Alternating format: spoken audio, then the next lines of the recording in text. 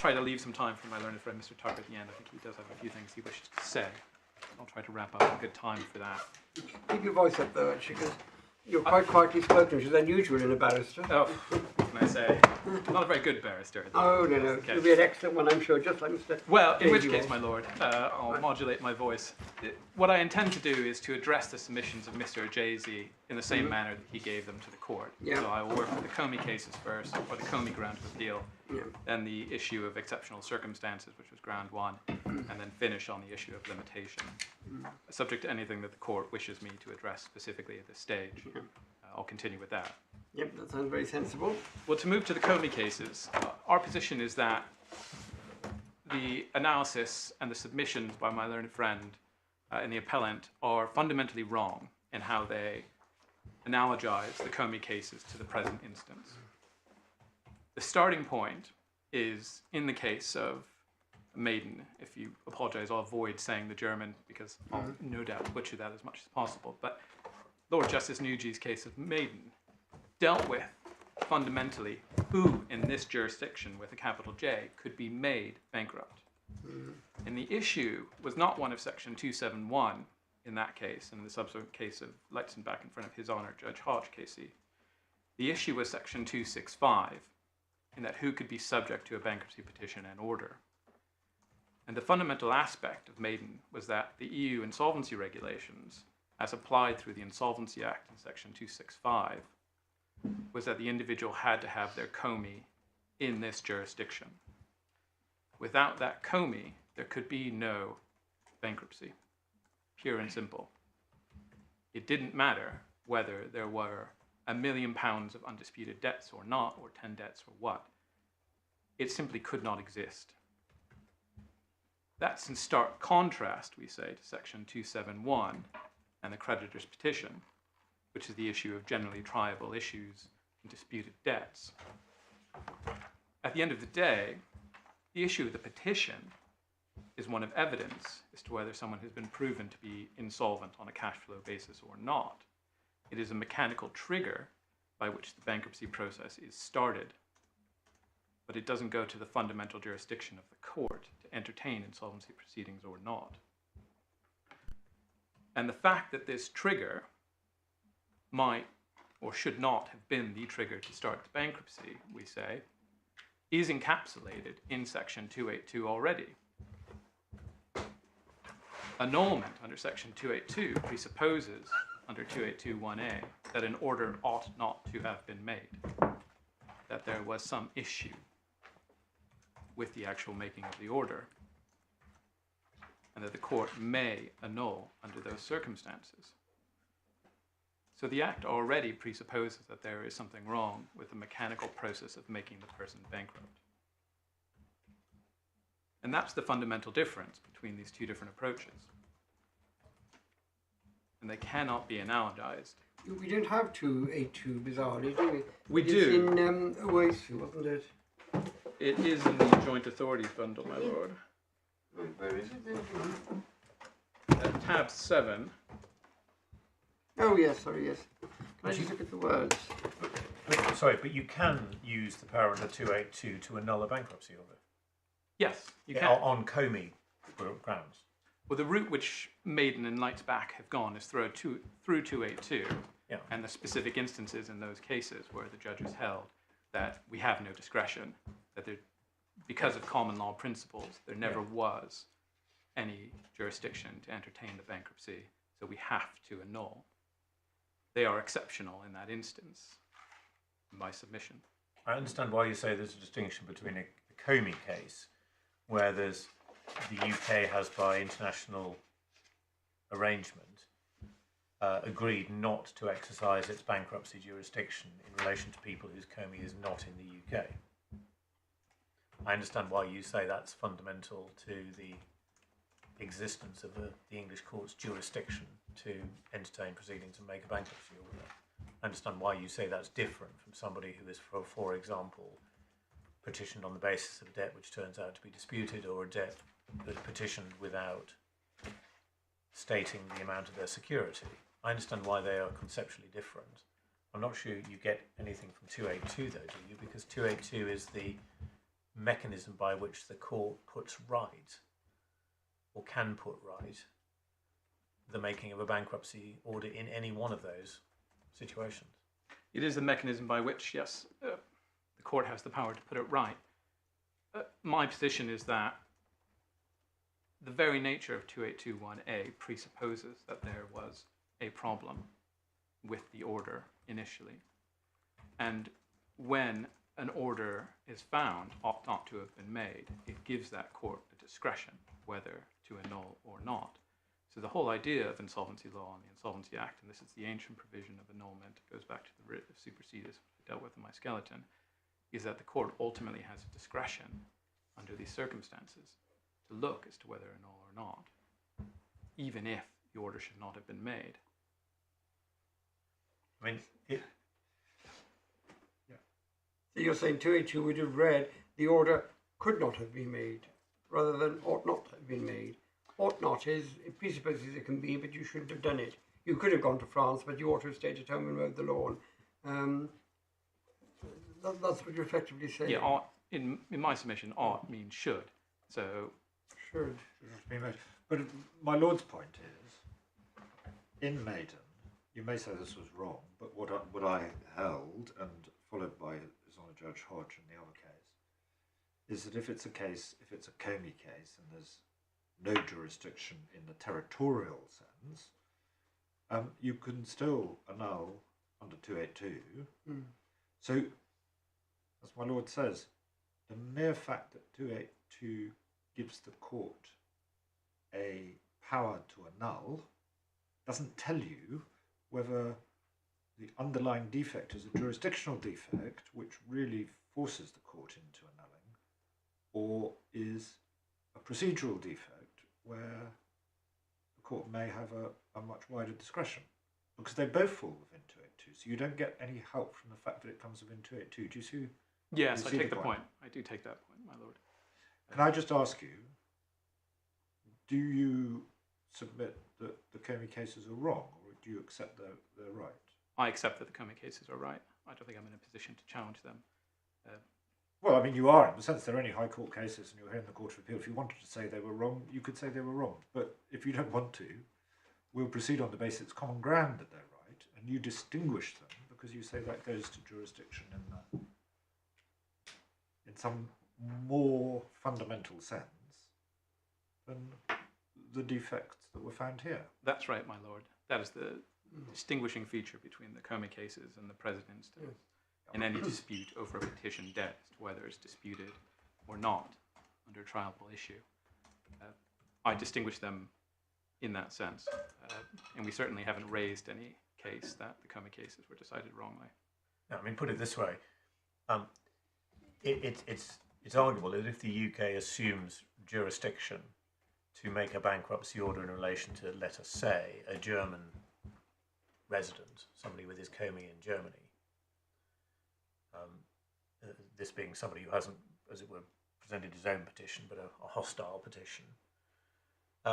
If the English court didn't annul it, the argument is that actually that puts the UK in breach of the EU insolvency regulation, as was, which was the basis for this, which is a very different scenario than the English court having, as it were, done something wrong, leading to a bankruptcy order, but entirely within its own self-contained jurisdiction, Yes, where there's no external issue.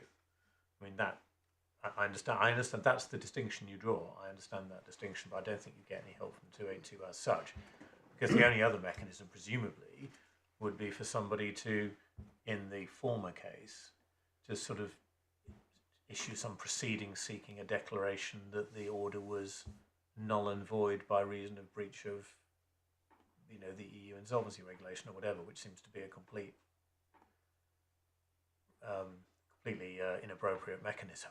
it would be a long-winded way of doing it. It would be a no very doubt. unusual way of having to do it, whereas 282 seems to be an entirely appropriate route to deal with Yes, either or any of the above problems. And then the question comes, what element of discretion is exercisable in relation to those two different scenarios? yes, my lord.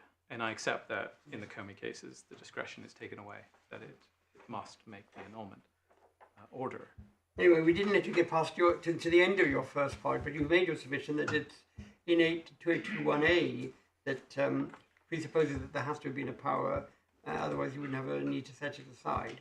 But you've heard the observations really on Comey, and you responded, so we ought to let you at least have a go at getting to the next point. Well, I always welcome interventions from the judges, although it does scramble the brains sometimes. Yeah, that's right. If you want to take a minute just to reorient yourself and get yourself back to where you were going before we so rudely interrupted. Well, I suppose the point that I would move on to is to somewhat develop how you summarize my point, that the fundamental difference between Comey and non-Comey cases is that in this jurisdiction, under annulment, if it's merely the creditor's petition which has been proven to be disputed, the process of bankruptcy can still exist.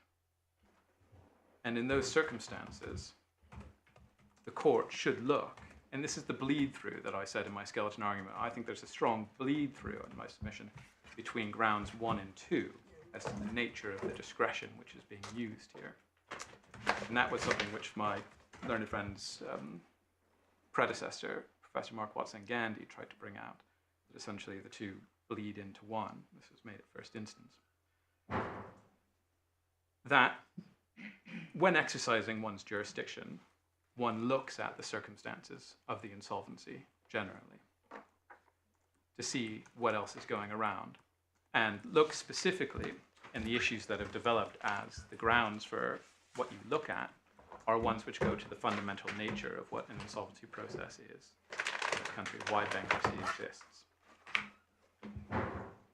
And unless you want to raise any specific questions, I'll deal with that, my lords.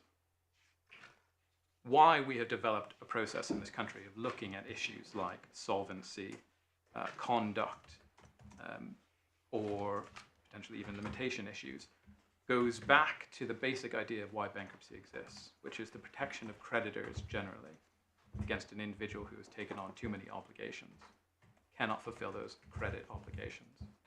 It provides a mechanical system of efficiently dealing with creditor claims, adjudicating, getting in assets, distributing assets.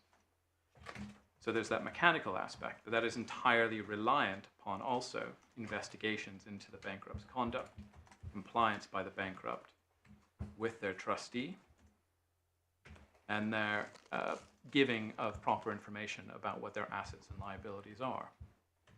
These are the fundamental natures, or the fundamental nature of what the bankruptcy process requires in order to meet creditor needs. Throughout the whole process and throughout the history of bankruptcy law, it's always been focused on the creditor's needs, not on the bankrupt's needs. In modern law, we have ameliorated some of the negative aspects of bankruptcy by giving automatic discharge unless suspended and so forth, and taking away debtors' prisons. But the core remains. We look at the creditors of the bankrupt, which informs why the cases have developed as they have developed. And I apologize that I'm bleeding grounds 1 and grounds 2 into 1 in this case. The other feature of the bankruptcy process, which is relevant to the issues in this case, which you haven't mentioned in that analysis, is the insistence that where there's a shortage of assets to go round, there shouldn't be a sort of scramble for execution by individual creditors, but creditors are forced to accept a collective process. And there's therefore a limitation put on the individual creditor's right to pursue the bankrupt in separate proceedings for their own benefit. They are forced to participate in a collective process, and that's what bankruptcy, a petition is. And that leads to, when you understand that, it leads to concepts such as the security that somebody may hold takes them outside the bankruptcy process, the collective process, in respect of the secured debt. And they're only allowed to prove for the unsecured part, or at least prove for what they want. But if they're, usually they pursue their secured debt outside by pursuing the security. And then there are other things like the limitation period is suspended because people can't pursue individual claims. So that's the other aspect of bankruptcy which is in play in this case, I think. It is in play, my lord, and I'm grateful for you interjecting to bring that to my attention. That is an element I should have raised. It does exist the collective right to avoid what I would call the rat race of individual creditors fighting over security, disputing matters back and forth, and essentially creating chaos as to how to wind down one's affairs. That is also for the protection of the bankrupt, who, when people get into financial difficulties, you don't want them being harassed by a multiplicity of little actions where everybody is trying to take them to judgment. I mean, the bankruptcy is often invoked by the bankrupt for his own protection, put an end to all these claims. That's quite right. In which you swap giving up your assets to the trustee for the creditors for the prospect of trying to stave off everybody who has a claim against you. So I don't think it's entirely right to say that bankruptcy is only for the protection of creditors. I think it is quite largely for the protection of bankrupts. I would say the primary objective is still the creditors of a bankrupt. However, over especially the last 150 years, the law has developed to protect the bankrupt and to give them rights that they might not otherwise have had under the previous laws, such as the right to petition for one's own bankruptcy and automatic discharge. These are rights which have accrued, but the purpose ultimately, in my submission of bankruptcy law, is not the protection of the individual bankrupt, it's the protection of the creditors with benefits to the bankrupt as well, assuming that they have complied. I don't think it's an either or. It's Yes. It's as my lord has said, it's an cost-effective and efficient regime to deal with the interests both of somebody who has more debts than they can pay and the interests of creditors in being paid in an orderly process. I mean, it carries with it things like the obligation to cooperate, which you mentioned, which is understood. That's a quid pro quo, if you like, for the sort of protection my lord was alluding to. And the trustee is given powers which are quite far-reaching to perform his duty on behalf of creditors to investigate an individual's affairs in a way that that individual wouldn't ordinarily be subjected to, such as public examination, private examination. Well, so there's a whole raft, but you shouldn't just portray it as a creditor. It's a collective process with a number of features, at least one of which is the protection of the creditors, and we'll let Mr. Brown explain why that's important to his submissions for his client in this case. So. Well, it's hard to step away from a debate on these basic issues of insolvency law. This is what I find truly great about the field. Just briefly, before I move on, I do agree that it is an interplay of both. There's a quid pro quo. And annulment, to move on to my submissions, must recognize that quid pro quo. Yes. It must recognize compliance by the bankrupt with their duties. Yes. And not to prejudice one's creditors in order to get the benefit of an annulment. To get the benefit of bankruptcy, the fundamental bargain in bankruptcy is you, the bankrupt, can't pay your debt, so what you do is you give up all your assets to your creditors, and you agree to cooperate with the trustee, and you give them all the information, and so on and so forth. In return, you're discharged from those debts. It's the discharge which is the real bargain, and so people can't sue you anymore for them. Now, that does require you to cooperate with the bankrupt, but that is what I see as the fundamental bargain. And in return, the creditors get the assets collectively, equitably distributed between all of them. And, as you say, mechanical processes for sorting all those things out. And they get other rights to reopen transactions and so on and so forth through the trustee. But I'm slightly wondering, this is all very interesting, but I'm slightly wondering how it fits into... are you still on ground 2, which is the jurisdictional part? Let Mr. Brown develop his submissions, I think, and we've had an interesting debate now about the nature of insolvency, which I found invigorating. But let Mr. Brown feed that into his submissions on ground 2 and then possibly ground 1. But let Mr. Brown have at least a few minutes to... Well, I've bled through from ground 2 into ground 1. Well, I was going to say, before you leave ground 2, we received a very clear submission this morning that there was a jurisdictional point, which was you can only bring bankruptcy proceedings if you've got a liquidated debt, and once there's a dispute over the debt, you don't have anything on which you can. That goes to the jurisdiction of the bankruptcy court. Did you want to say anything about that point? In my submission, it doesn't go to jurisdiction with a capital J. It goes to an issue of a mechanical trigger to start the bankruptcy process. Petition is merely the cash flow proof that the individual is unable to meet a particular debt. And that is the trigger which essentially opens the door to allow the bankruptcy to exist. But it is true that it is the very long-standing and universal practice of insolvency courts not to allow people with disputed debts to invoke the bankruptcy procedure. That is certainly the practice, and I take the points that were raised by Lord Justice Snowden this morning, that it is a practice. It is not one necessarily enshrined in the statute itself, as far as I'm aware. It's not a jurisdictional requirement. No. Is your case, is your submission. It's not, The fundamental difference which I do have to draw to the court's attention between the company winding up provisions and those in bankruptcy is section 271 in bankruptcy states that the court shall not make an order unless it finds that the debt is due and payable. That is different wording from, if my memory serves, as to what is found in the winding up provision, which the court may make an order. And the court, at least in the winding up provisions, has a fallback of using a just and equitable ground, even if it finds that there's no petitionable debt. But that's dealing with, that's dealing with timing. The difference, I don't think that, with respect, sorry, let me retreat. Thank you for drawing that to our attention, but it's not a material distinction in the current case, is it? Because in relation to a corporate insolvency, you can present a petition if on the basis of a prospective or contingent debt. Whereas a bankruptcy, the court has to be satisfied before it makes the order that the debt was payable at the date of the petition or has since become payable. So there is a restriction, I understand, that you shouldn't make people bankrupt on the basis of prospective or contingent debts, which is a difference from corporate insolvency. I understand that. But I'm not sure that's the real question that was being posed.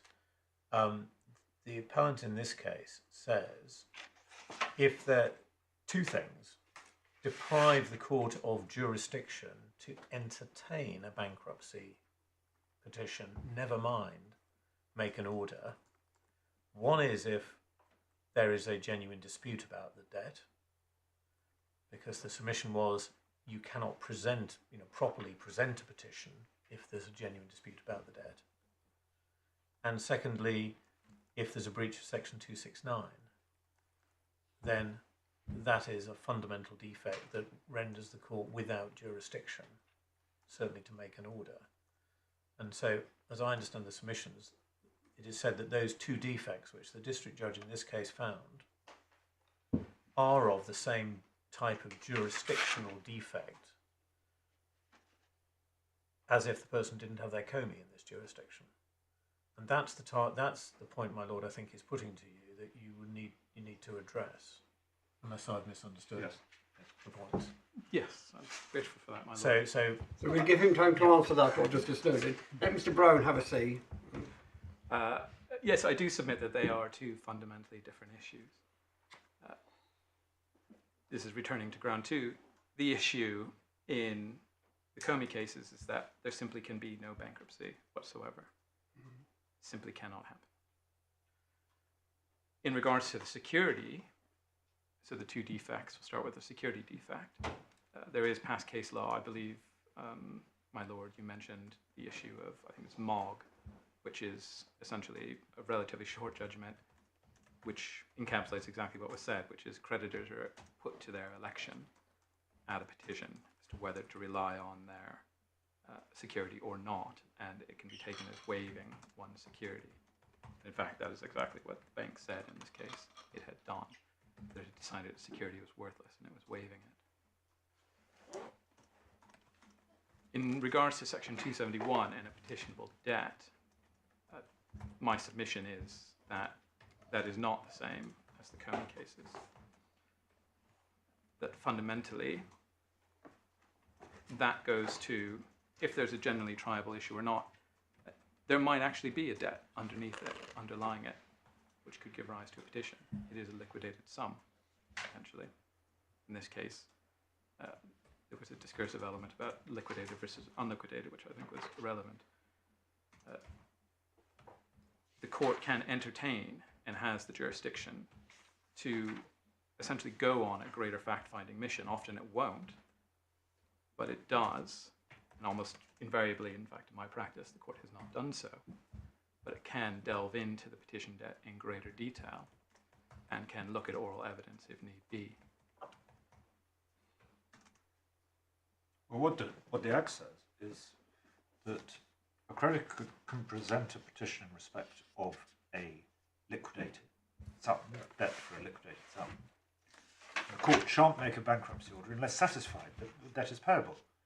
And that necessarily gives the court jurisdiction to inquire into the question of the debt is payable.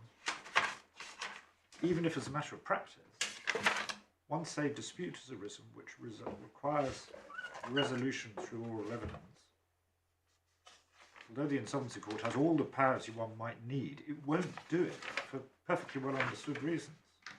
Is that? That's right, my lord, and certainly that's why I said in my experience, and in fact I would say 99.9% of the cases, what happens is if you get to that stage, the court will say there's a generally triable issue here, which will send off to be dealt with. Normally you don't even get to that stage because you challenge a statutory demand. I mean, it's a ground for challenging a statutory. It is a ground for challenging it at the stat demand stage. The difference is that at the stat demand stage, the court, even if there's a generally triable issue, can allow it to go forward. I don't think it's my memory right is the rules are not mandatory that it shall be dismissed.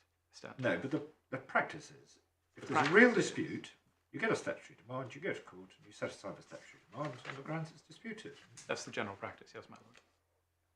But that is a practice point, which ultimately is different from a purely jurisdictional capital J point. So you could, in theory, without going outside your jurisdiction, as the Insolvency Court, inquire into whether a debt is really payable with the full panoply of oral evidence, cross-examination, disclosure, if you wanted to. Just generally you don't want to. You don't. And beyond that, there's also the element of the fact that petitions are collective actions. It gives the right for other debtors to appear to potentially substitute or take carriage of the debt themselves. So just because one petition might have been raised on one particular debt doesn't mean that another debt can't be substituted into that petition, which, in my submission, takes account of the fact that at the end of the day, bankruptcy is a collective right, that we look to the preponderance of potential debts which exist at the date. Before I let you get on with the rest of your issues, I'm the one judge in this court who obviously is not familiar with insolvency. It helps me to ground your submissions in the statute. If you take me to 267 and 271, because if you actually look at the Act very often, that helps. And it's 267, a petition may be presented, it's in the additional authorities, I think, but you give you time to get them. Yes, my lord, I have it. Well, you obviously know it, you cited in your sleep by the sounds of it. 2672, a creditor's petition may be presented to the court in respect of a debt or debts, only if blah, blah, blah, blah, but that's dealing with the presentation. And then 271 says the court shall not make a bankruptcy order unless it is satisfied that the debt or one of the debts in respect of which the petition was presented is either a debt, blah, blah, blah, blah, blah. Are these the provisions that we're looking at in terms of your submissions that you could, if you wished, well, firstly, the petition comes and that starts the process off. There's no jurisdictional restraint on that. And 271 is, if satisfied, and they could either satisfy themselves or they could send it off to another court. Or are the submissions that you're making and discussing with Lord Justice Nugee and anchored in those two provisions. They're anchored within these provisions. They are good. There are, just by way of background, there are insolvency rules and a practice direction of insolvency, which sits in the background as well, and the rules certainly flesh out a great deal of what is said. For our purposes today, I'm not aware of anything in the rules which would... Well, the rules wouldn't confer jurisdiction. There'd be section 267 and 271, so we can look at those, and these are the ones that we need to look at to see if there's jurisdiction then. Yes. And the point I was making about substitution is that an individual can present a petition, and I apologise that those sections are not in the authorities. Other creditors can, in essence, put their debt into the petition under certain circumstances, as opposed to the original petition debt, or they can what's called take carriage of the petition. Well, what would be helpful in this respect, wouldn't it? Would be if you can point us to the rule which deals with substitution. Yes. Because it is a rule, but also, is there an authority which is an example of somebody presenting a petition which is found to be disputed, but where somebody is then substituted to take over? Because that certainly happens in corporate insolvency on a very regular basis, and indeed I saw something recently, where in a company case, somebody presents a petition, the company says, but the debt is disputed, the court either adjudicates on that and says, yes, it is disputed, or alternatively, the petitioner says, well, I don't want to get into this, I will, as it were, withdraw, but a second creditor whose debt is not disputed comes in and is substituted on the original petition, which tends to support the proposition that the original petition was a valid process, not without jurisdiction, such that the court, when it makes the ultimate order, will be making it on that original petition. Yes, my lord. And these are the very submissions I made in my supplementary skeleton argument to the learned judge in the High Court. And I can direct you, if you give me 1 minute, I'll find the 10.27. I'm grateful to my learned friend, is the insolvency rule as to substitution.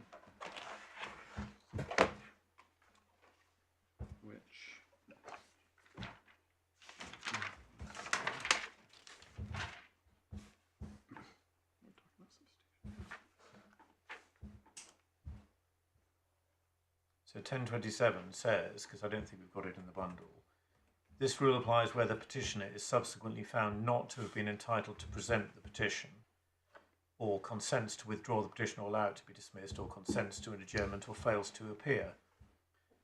And then the court said, it says the court may, on such terms as it thinks just, substitute as petitioner a person who has delivered a notice of intention to appear, is willing to prosecute the petition, and was a creditor at the date of the petition who would have been able to present his own petition. So that supports the proposition, I think, that the presentation of a petition by somebody whose debt is disputed, bracket, i.e. is subsequently found not to have been entitled to present, because it turns out that they in fact, well, indeed they don't have a debt. You can substitute somebody onto that petition. That supports, I think, your proposition that this is really a procedural, as it were, it's the process by which the court gets to adjudicate the question of solvency or insolvency. Yes, my lord, that's quite right, your lordship. Right. Yeah. Okay, so is that ground one? Is there anything else you need to add to ground one? Well, that's ground two, certainly done. Ground two, sorry, the first ground. The ground two we've done. Sorry. Ground one, then, to move on. Is, Well, hang on. Have you? I've we've covered off interrupted ground a lot. two. You sure you've had the chance to say everything you want on ground two? If I haven't, then it's out of my mind. And Right, okay. certainly- Right, we're now going to be quiet for a while, and we're going to at least let you have a fair run at ground one and ground three.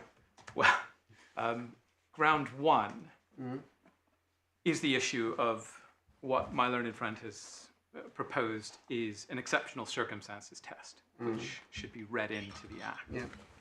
I won't recite in detail my skeleton argument. Yeah. I've set out the basic proposition in my skeleton. The Act, section 282, contains no such words whatsoever. It's permissive in merely saying that the court may annul without any gloss whatsoever. That this court in O.O. Sampson specifically looked at that very provision and held that it was a discretion, and further that it should look at issues of solvency when exercising that discretion. Yeah. That is a crucial element. I just need to correct something, or at least bring it to the court's attention, about my learned friend when he spoke about O.O. Sampson this morning. It's important to remember that what the Court of Appeal did in that case is they remitted it back down to first instance because they found that the learned judge had erred in his consideration. I think it was Chief ICC Judge Baster, or Registrar Baster at the time, erred in his consideration of potential enforcement of security if an annulment were granted. What happened in the remitted hearing was the annulment was dismissed because of inevitable insolvency. Mr. O.O. Sampson simply would not be able to meet his debts. That was appealed to the High Court again, and on appeal it was again dismissed for the very same grounds, that there was a lack of solvency. So O.O. Sampson essentially circles back on itself, reaches the same conclusion, but on the issue of solvency. Now, as I was saying, the Act doesn't include any gloss whatsoever saying exceptional circumstances. As was pointed out this morning, when the court was taken to the issues of the cases of Guinan and Mowbray, neither one of those cases says anything about exceptional circumstances. Upon the proper reading of both of them, what it says is, in the absence of any militating circumstances, then it would be exceptional not to annul. And I think that's got to be right if an individual comes with one debt, say, and has complied fully with one's trustee, they have a very good dispute as to the nature of the debt, there are no issues of conduct whatsoever, no limitation issues, then, barring anything coming out of the weeds that is exceptional, the court will almost invariably make an annulment. But what Guinan, Mr. Justice Neuberger as he then was, Mr. Justice Hilliard in Mowbray, and even Lord Justice Denning in the Davenport case, I believe cited this morning, all said is, it is a discretion, and you look at the surrounding circumstances. And that has been the through line throughout modern cases on annulment. One always looks at the surrounding circumstances. And what circumstances are looked at have been guided by the case law. I've already raised the issue of O.O. Sampson and inevitable insolvency. That is the core fundamental issue. That's what appeared in the decision of Denning in Davenport. That's O.O. Sampson. I believe that's JSC Bank of Moscow as well, Mr. Justice Morgan. That's the fundamental point. And that goes back to the issue when we were having our lively debate about what is insolvency law and what is the point of bankruptcy. Again, we go back to that fundamental point of what bankruptcy is, which is the inability to pay one's debts. And when there's an inability to pay one's debts, process exists in order to deal with all the various creditors and give discharge and benefit to the bankrupt as well. So it is quite right and proper that the court look at solvency when exercising its discretion. But it also must look at the conduct of the bankrupt.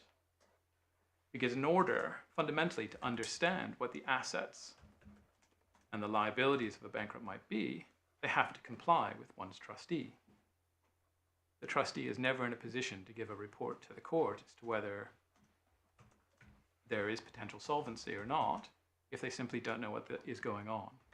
And that, in this case really brings that point out.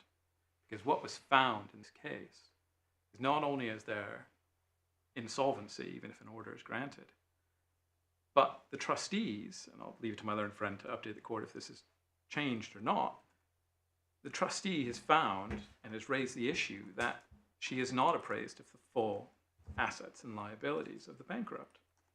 And in fact, the bankrupt has actively diverted assets away from the bankruptcy estate by intimidating tenants and rent properties and collecting rent in order to pay those creditors which he determines are the ones who should be paid and are noticeably not my client. That goes to the issue of conduct and the fundamental nature of why one needs to comply with one's trustee so that the trustee can deal with the bankruptcy and creditors are not prejudiced. And certainly at first instance, District Judge Hart dealt with the issue of, I believe it's the case of Artman, I think my learned friend might mention it this afternoon. And Mr. Justice Robert Walker, as he then was, conduct and compliance is a very important element. I see you have a question, my lord. Just getting permission to ask a question. I have permission to only ask fair this that he has a chance, but Lord Justice Snowden is itching to ask another question, so we'll give him a go, shall we? I'm more than You're happy to take a question at the moment. Sorry, Yeah. there's a long ability to be kicked underneath this judicial bench, so I'll try and make it as quick as possible.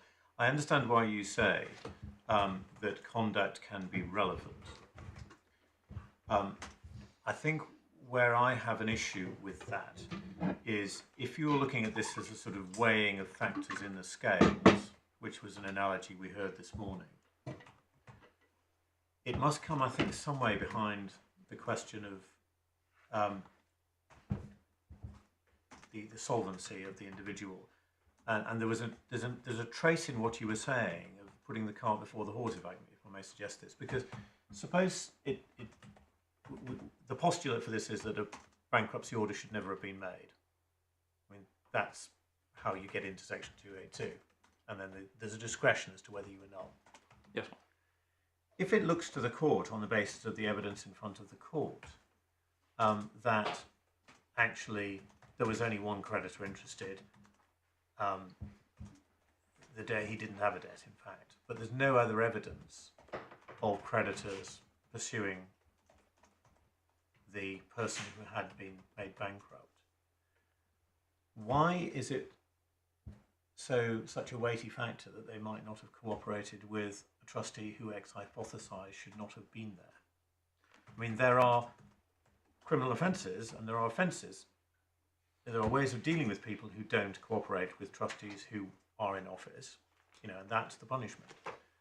But if there are no other creditors visible, why should it, who are interested in having a collective process, why should the failure to cooperate with the trustee be a grounds on which you don't annul a bankruptcy order which ex hypothesised should never have been made? The two go together, and I take the point that there might be partial compliance, so the trustee might be fully knowledgeable that there are no other creditors out there whatsoever. There is that individual creditor that you postulate, and that's it. And that never should have been made. The order never should have been made on that petition. But compliance goes to the issue of knowledge, whether solvency exists or not, which is fundamental in this case as well. If one is not complying in the sense of giving over full knowledge of one's liabilities or assets, then the trustee in preparing the report and the court considering the matter won't necessarily know whether the individual is hopelessly insolvent or not, whether there is only one creditor or potentially there are many creditors out there. There is a bankruptcy register. Yes, but usually just to break in, usually the failure to comply is in relation to disclosure of whereabouts of assets, whereas the question of whether there are other creditors who want to have a collective process invoked is different. I mean, yes. The point is, if no other creditors have come out of the woodwork, the sort of situation I'm envisaging is that no other creditors have come out of the woodwork. Nobody else is wanting to support. Nobody else has been putting a proof in. There's just nothing. But the person who was made bankrupt, who on this hypothesis should not have been made bankrupt on the petition he was, hasn't cooperated in disclosing his assets. Why is that could that ever be a factor which would enable the court to say, well, we know there's nobody else interested in having a collective process, but because you didn't cooperate with the trustee when he was there, brackets, even though he shouldn't have been, we will refuse to annul your bankruptcy order. I mean, there must be a limit to this. Let's just have the reply. That goes to the very fundamental point of what we're saying is there needs to be a broad discretion of the court. Because the court needs to be able to seize each individual bankruptcy is its own, it's different from others. The facts will always be different. And the court needs to be knowledgeable of those facts. In some cases, I'm perfectly willing to accept that there might be minor conduct issues, but no other militating factors, in which case the court will have to look at the situation in the round, take those circumstances and apply its discretion.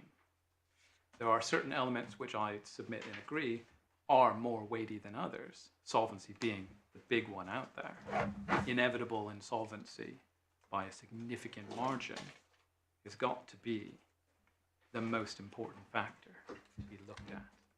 And conduct should be looked at in relation to that as well, to make sure the court knows of everything, and can be taken in conjunction. This all goes ultimately to the issue of surrounding circumstances, though. And if we label something, a test, as exceptional circumstances, the court will stop looking, in my submission, at all of those surrounding circumstances. Because what happens in reality is when you have, especially in insolvency law, when you have an exceptional circumstances test, is it almost invariably is not met, ever.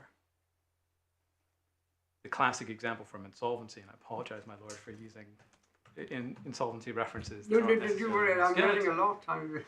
Is section 336 and the sale of a bankrupt's home, which the Act says will happen. The interests of the bankrupt are not a consideration. The interests of the family living in the property are not a consideration.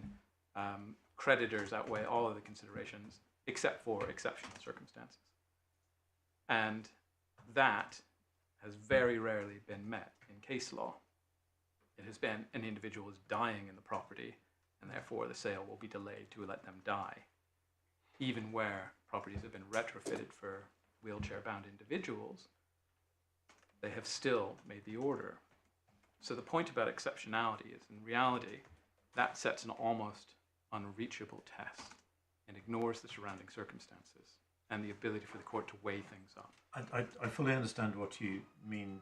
You know, I understand entirely why you say don't read the word exceptional into a general discretion in the statute unless somebody is actually, the legislature actually put it there, because it causes more problems than it solves, and it may lead to a skewed inquiry. Understand that. I was just investigating with you. You opened your submission, and I thought this is why you were doing it, by stressing the interests of creditors, etc., because you were going to head towards conduct as a factor. Now, you have said the overriding factor is the question of solvency, but it's the way you're using the non-cooperation element to say, well, that's really just part of the solvency inquiry. And the point I'm making, I hope is a little more nuanced, is often the non-cooperation relates to assets, and it might be relevant, but not always, if you don't have any other creditors out there. Yes, but it can swing both ways. Yeah. So in this case, there's been a lot of noise, if I can put it this way, in both directions about alleged cooperation and non-cooperation. I'm concerned that would become, if it were given undue weight in the exercise, a recipe for annulment applications becoming sort of hostile replays of bankruptcy proceedings, which ex hypothesi shouldn't have happened. And there is a danger with stressing that sort of situation, other than in very plain cases, or perhaps cases where there's some real issue about the nature of the debts and the assets. Yes, my lord, and that's why I come back to the issue that each case must be individual. And the point which is reiterated is that solvency is ultimately the biggest issue out there. Okay. So your basic submission is don't read in exceptionality. One key and probably core submission is solvency, which may be a balancing factor. Have regard to other circumstances, and there may be circumstances where conduct would be particularly relevant if it concealed assets relevant to assessing solvency, or if it even prevented the identification of other creditors. Is that a fair summary of the submissions? Yes, my lord. Right. I'm grateful. Plough on then, and we'll let you have a bit more time to say whatever else you want. Is that what you wanted to say on ground? Yes, one, isn't it? unless there are further questions. No. I'm happy to move on. So what about ground 3 then, which... Ground 3 quite is a fun interesting one. it's to my mind the most, from a purely academic standpoint, interesting in that it doesn't seem to have been touched properly in the long arc of insolvency law. So what's your submission then? Well, at the end of I'll preface everything Were we by to touch it? How would we touch it? I'll start simply by prefacing by saying, at the end of the day, for this case, if limitation is the only issue, it doesn't assist the appellant for the reason that my lord mentioned earlier, which is that if limitation doesn't apply, then there is an obvious insolvency in that the personal debt, which outweighs the assets, is out there, and there's going to be an inevitable cash flow insolvency if an annulment were granted. Conversely, if limitation did exist and my client were somehow time barred, then they would have suffered a massive prejudice to a debt which is not otherwise disputed. And that there is no finding of fact that it is disputed. So either way it cuts, it militates against an annulment. Does that mean we simply don't need to decide this very interesting question? Well, quite possibly, but it is an interesting question. Yeah, but we are a court. We adjudicate on disputes. I used to be a lecturer myself, actually, and it was very exciting. But you've got to rein it in when you get into a court.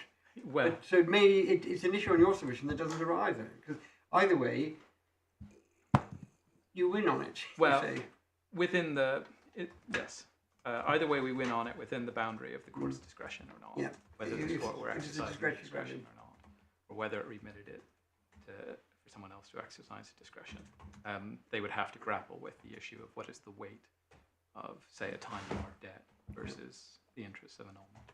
But in case we can't restrain ourselves and we grapple with it, what is your submission on what the position is? Is it, as your opponent says, starts again completely? Is it resumption, whatever's left carries on from the date of the annulment? Or is it in fact... It runs in the interim. It runs in the interim, is your position then? Is that your submission? Yeah? Yes. The best way to deal with that, I've set out in my skeleton various authorities. And this is sort of where we go back into a history lesson of what annulment is. What annulment is, at its most basic, is that it is an entire wiping away of the bankruptcy, barring statutory exemptions. Yeah. And the impact that has, in summary, is that if the bankruptcy never existed, then the trust and the stay preventing creditor action never existed as well.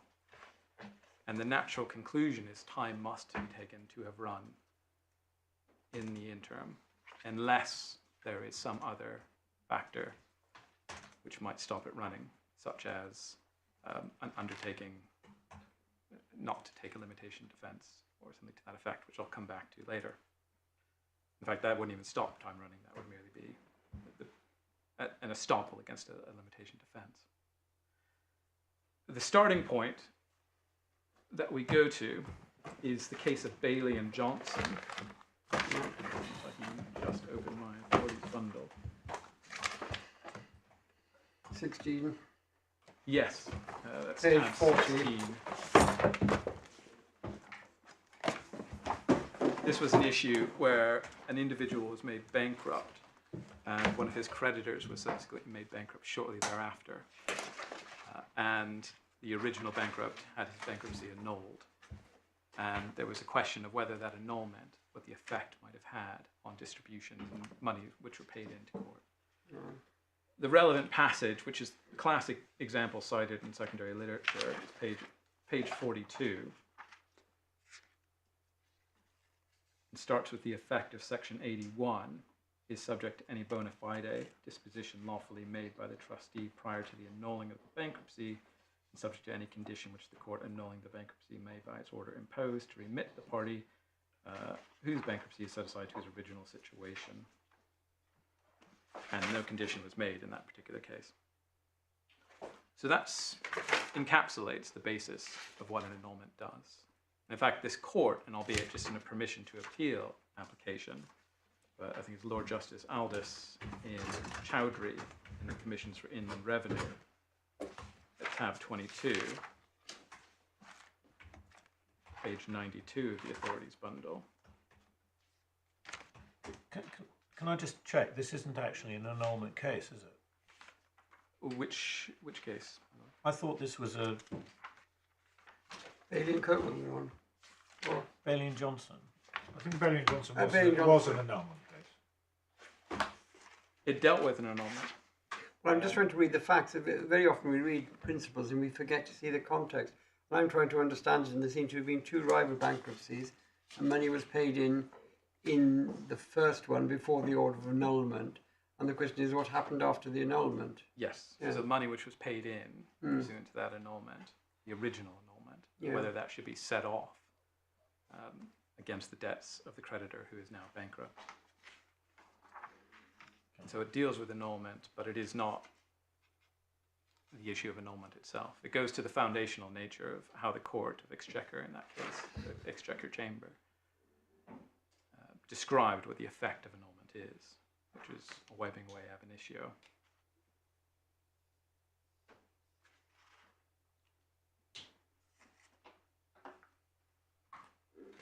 And it says the money should be treated as if it was paid in by the individual.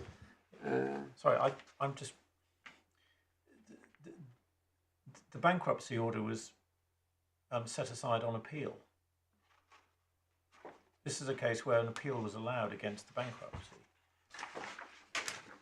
And the question is the application of whether Section 81, which is where the word annul was used, I think. The question was, what did that mean? I mean, look, Chief Justice Coburn starts, we're all of the opinion that judgment of the Court of Exchequer is right and ought to be affirmed. In the first place, it's quite clear that Section 81 applies to the case of bankruptcy being annulled by whatever means and is not limited in the manner suggested in the argument. But I thought that the actual bankruptcy of the defendant was reversed on appeal. It says that in the headnote. Yes, my lord. Have I missed that? So, I mean, this is actually a case of. It's actually a case of a successful appeal against a bankruptcy order, isn't it? Yes, and the reason I raise it is because of what the Chief Justice starts by saying, is that I apologise, I'm not fully knowledgeable on the Bankruptcy Act 1869 and all of its application. Okay, anyway. But that Section 81 applies, and I take it for the principle of what the effect of annulment is generally, which is a wiping away to the beginning, setting everything back to the beginning. And the reason I rely on that is there's simply not much authority out there as to what the impact of an annulment is. Although, curiously, this is actually a case in which it's the court setting aside, i.e. allowing an appeal against the making of a bankruptcy order. Yes. Whether that, under the 1869 Act, brings in Section 81 and saving provisions, I'm not entirely sure, my lord. Yeah, okay. I'm sorry. But that's the best we've got, actually, but it's way short of dealing with It's way the short. complications of limitation and the protection of third parties. Yeah, this is why it's a conceptual argument. Yeah. Or this is the interesting element of the limitation argument is it simply hasn't been dealt with before. Yeah. Not that I know of. In regards to the ab initio point again, I was going to take you just to the permission to appeal judgment of Lord Justice Aldis in Chowdhury and the Commissioners for Inland Revenue, tab 22, page 92.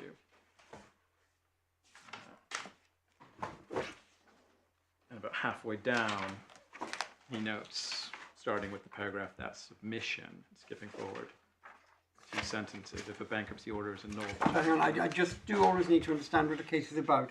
I'm dead Yes. against taking sentences out of context. Let me just look at the headnote. The Inland Revenue various assessments of the order which is issue of bankruptcy petitions. Bankruptcy order is made.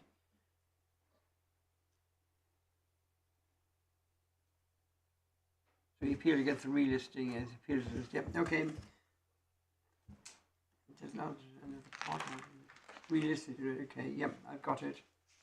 The petition doesn't lapse when the annulment order is made. That's Yeah. right. That's the fundamental ratio of that permission application. And I don't say that this is in any way binding, but it is simply, again, an example of authority that I can find where the court grapples with what the effect of annulment actually is. Because there seems to be little which is out there.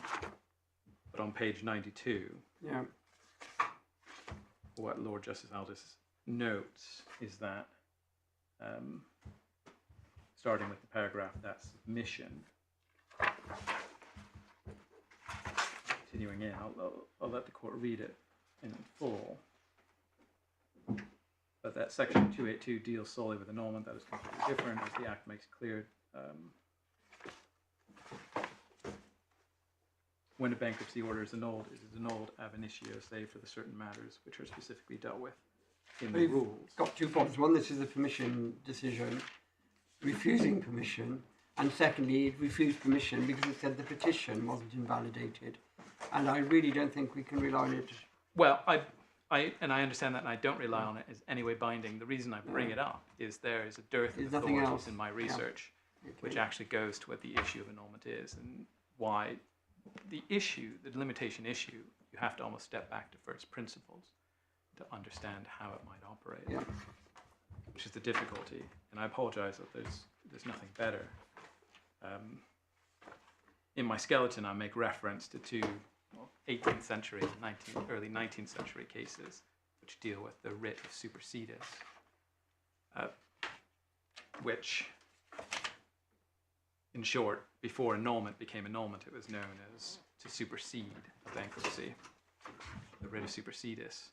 And what the effect of that was is that even if someone superseded a bankruptcy commission after a distribution to creditors had been made, superseding actually reversed everything. So creditors would have to, in essence, give back the distributions that they had received, because every act done by a trustee or by the commission became irrelevant or became void ab initio. And perhaps for the benefit of the court, I'll take you to it quickly. These are very short judgments in the way that they were in the 18th and early 19th century, but tab 15, ex parte Jackson, which was in front of the Lord Chancellor Eldon,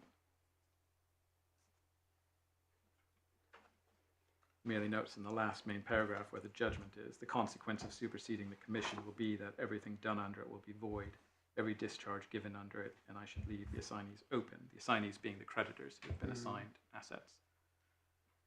The solution to that was the saving clauses that we now see in section 282, which protect any act done by a trustee in the event of annulment. Section 282 picked up what started in the early 19th century, that if a trustee pays money away and an annulment happens, the money's gone away. Or property is vested, it's vested. And the court can also essentially make an order as it pleases as regards property on an annulment. But that goes to the foundational nature of what happens. So in my submission, what the natural progression of that is that if the entire bankruptcy is wiped away ab initio, save for statutory exemptions, then the stay which prevented limitation disappears as well. Well, that's what I want to ask, because as you've guessed by now, I knew very little about insolvency since I started reading this case. I understand your arguments about the annulment of the bankruptcy order. Now, a stay, I don't know whether it's a statutory provision or whether it's a stay that the court makes at the same time, but if the bankruptcy order is set aside, that doesn't necessarily mean that any other order of the court is set aside. So if they've made any other order, say nothing to do with the stay and it wasn't complied with, they could still be contempt. So orders made by judges in the course of proceedings may still be valid, and it would help me, if we have it, if you could show me the statutory provisions that say, and there shall be a stay upon the bringing of claims, or whether there's something in the Limitation Act, because we're doing it at a high level of principle, and it would help me, being a bear, very simple brain, to bring it back to the actual provisions. I mean, why is there a stay? Well, the analogy I draw in my skeleton argument is the classic example in corporate insolvency law, which is the Lehman Brothers case of Lord Sumption, who explicitly states and relies on the ancient proposition of another case, General Rolling Stock, in the 19th century, that when the insolvency process starts, it replaces the right to it stays any. Yes, but why? Is there a statute? Is it a court order? I can't point If to I the say to you, US I don't believe you, Mr. Brown, I'm determined to sue. I want my day in court. You'd say, well, I know you want it, but sit down, read this, you can't have it. Would you be showing me a statute or an order? Or just it's implicit in insolvency? I can't remember if there is. I can't point you. It's a statutory provision, isn't it? It's following the making of an order. One of the consequences that no action may be proceeded against the company or the bankrupt without the permission of the court. I mean, there's an express. Right. There's an express. There's a statutory, Section right. 356. There's an express provision. Which provision is it? There's enforcement against. There's an express provision, but the logic is, okay. So in relation to corporate insolvency, Is it 130? yes, it's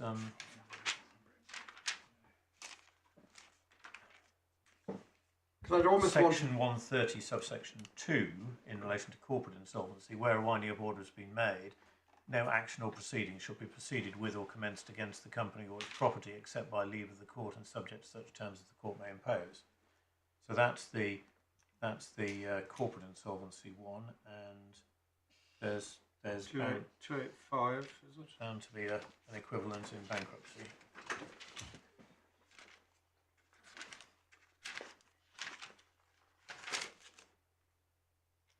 When an individual has been made bankrupt, the court may stay any action against the property or person of a debtor or the bankrupt. the court may stay. There is a court order. After the making of a bankruptcy order, no person who is a creditor of the bankrupt in respect of a provable debt shall have any remedy against the property or person that's bankrupt in respect of the debt. Yeah, that's the one. So I think it's 2853. Yes, my lord. 285 subsection 3. Yep. Subsection 1 deals with whilst the petition is pending, Yes. and section 285 sub 3 after the making of a bankruptcy. Yeah. And which provision, just to remind me, Mr. Brown, which provision, and do we have it, is the one that describes the thing that happens when annulment occurs? Section 282 is the 282, is it right? Let me just look at the words of 282. Have we got 282? Yes. It is in the It's address. in the main one, isn't it? Tab 7. That's 7. The court may annul a bankruptcy order. Subsection 4 is the saving clause. Yeah. What I'm wondering about is an earlier thing, whether the effect of annulling the bankruptcy order, how that relates to 2583. I'm comparing 282 and 2853 in my mind to see whether, as you've submitted to test your submission, that the effect of making an order under 2821 means that the stay that existed under 285 is removed from the beginning of the bankruptcy petition proceedings, or does it stop then, if you follow me? Yes. And if that has any impact on limitation, that's what I'm working towards in an unfocused way. And you say it does. Yes, my lord. The natural conclusion is that if the order and the bankruptcy in general is wiped away as if it never happened, and that stay that's brought under 285 subsection 3 never existed. But why does it never exist? It clearly doesn't carry on anymore. There's no person may have any remedy after an order's been made. The order is taken not to have, the original bankruptcy order is taken not to have been made. That is the annulment. And that's the benefit of annulment as opposed to discharge, is that annulment wiped away everything so that an individual could say they had never been made bankrupt. So that, in essence, for instance, their credit history would not be affected. But it doesn't mean that everything is automatically avoided. I mean, the person sitting next to you in the council's row, for example, acting for the trustee, would be surprised to find that on an annulment, the trustee had no right to be paid, for example, because it was deemed that he'd never been in office and therefore he hadn't rendered any services for which he was entitled to be remunerated. So it clearly doesn't wipe away bankruptcy for all purposes. No, but that is... And you can commit offences, bankruptcy offences, notwithstanding annulment. Yes, my lord, and those are the statutory exceptions. Okay. So subsection 4 saves anything done by the trustee. So, for instance, paying my learned friend's brief fee, be saved by that. in addition to paying any creditors or disposing of any assets. Anything done by the trustee is saved. Likewise, the criminal issues, which I think are subsection or section 350 of the Insolvency Act, specifically notes that if an annulment is granted, the proceedings raised over breaches of the criminal prescriptions in insolvency are not invalidated. Can I ask you a different question? I understand entirely the logical structure of your submission, which is that if you treat the bankruptcy as never having happened, you treat the stay as never having happened. What is the innocent creditor meant to do? Assume not the petitioning creditor who messed up the petition, but some purely innocent creditor who has submitted a proof for an unsecured debt of £100,000, which is undisputable and undisputed, and is patiently waiting for the trustee to collect the assets and pay the dividends, and may wait for 5, 6, 8 years. There's no time limit on annulment, and then gets a letter saying bankruptcy's been annulled and you're now out of time to sue for your debt. What's the creditor meant to do to protect his position? It is a significant lacuna in that if the creditor does not know of the annulment application, then there's little they could do if you follow my submissions all the way If through. they do know of the annulment application, can they Often they don't. oppose the annulment on those grounds? Often they don't, and I know of no one who has opposed it specifically on that ground, or any judgment as to a creditor who has opposed it on that ground, which is why this is a novel point. But it's worse than that, isn't it? Because forget whether you know of an annulment application. I'm a creditor who hasn't done anything for 5 years, and okay, I would think, right, well, I suppose I better get round to issuing proceedings before the limitation period. You suddenly discover that your debtor has been made bankrupt on somebody else's petition. You are invited to put in a proof of debt. Do you also have to think, goodness me, if in a year's time that person, there's an annulment application, I'm going to be left without a claim. So as well as putting my proof of debt in to protect my position, I had better ask the court for permission to commence proceedings against the bankrupt estate. So I have to now start applying to the court against the prospect that at some point in the future an annulment application will be made and I'll be left high and dry. I mean, that can't be a sensible It's not sensible, position my for lord. creditors to be put in. I agree, it's not sensible, it is not desirable, and it would be against the general policy, certainly. The position, as I view it, though, is I don't see the provision which might allow the court to avoid that consequence. But it might be the stay provision because, we haven't got it. But this isn't the order. The order doesn't stop, as I understand it, the creditor bringing proceedings. It's the statutory stay. Now, true it is that Section 282 says that you can annul it, and you've got these cases that show the normal consequences of annulling is that it's annulled ab initio. But there may be a separate question as to when you read Section 285, albeit in the context of Section 282, if Parliament has actually stopped somebody doing something, and it turns out that the order that triggered that has gone, that may well be, and you may have to place 285 and 282 and the provisions of the Limitation Act together to say that there's an implicit statutory exception, just like you've got your specific statutory exceptions, to say that what is meant by the stay is that the Limitation Act proceedings are stopped and aren't taken into account.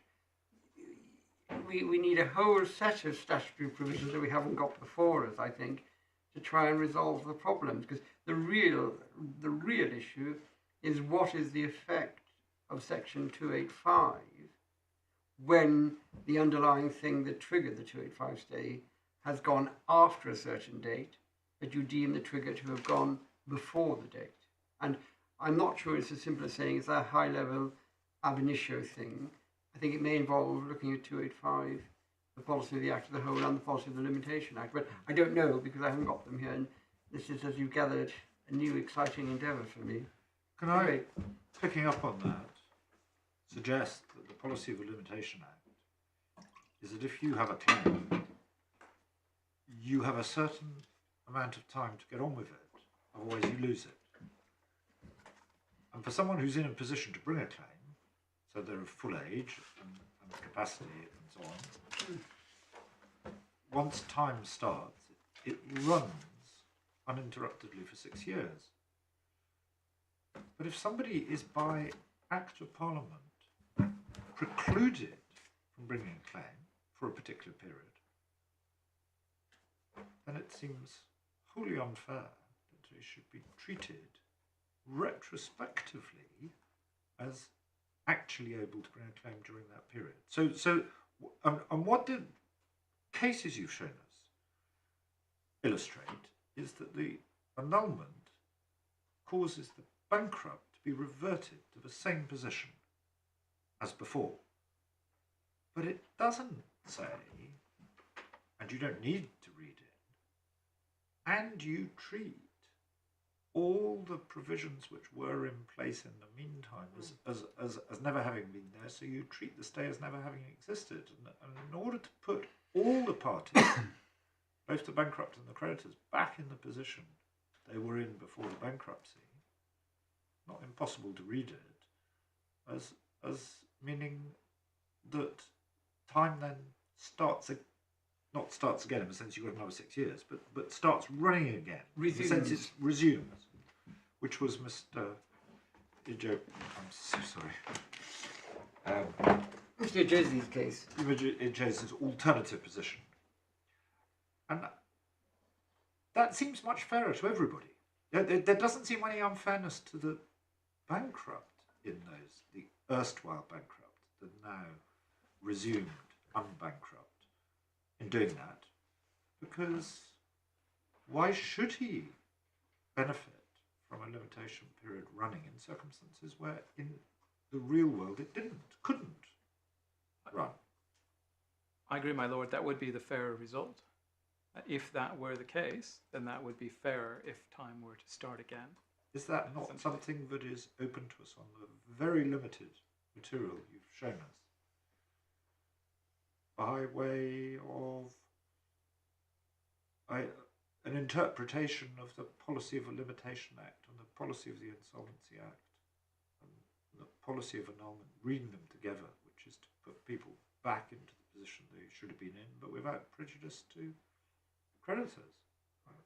I don't see why we shouldn't, if necessary. I mean, this is all, may well all be unnecessary for us to decide. But if we did have to decide, I don't see why we shouldn't It's a crucial do something along those lines. Yeah. And what I'm worried about is, without meaning any disrespect to anyone at all, and I know nothing about this, there are huge areas of argument here to somebody who's coming to this new, like, well, what's the reason for the stay? What's the policy of the Limitation Act? And I'm not sure, with the very greatest respect, we've had the fullest argument. We don't even have 285 in the bundle. I also worry about your client. Would your client want us to say, we're annulling it, and you've had it?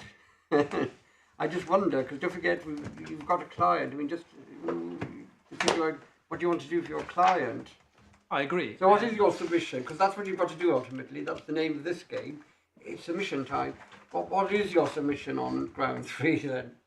Well, Or do you want to have 2 minutes to think? it would certainly be fair for all involved. Mm.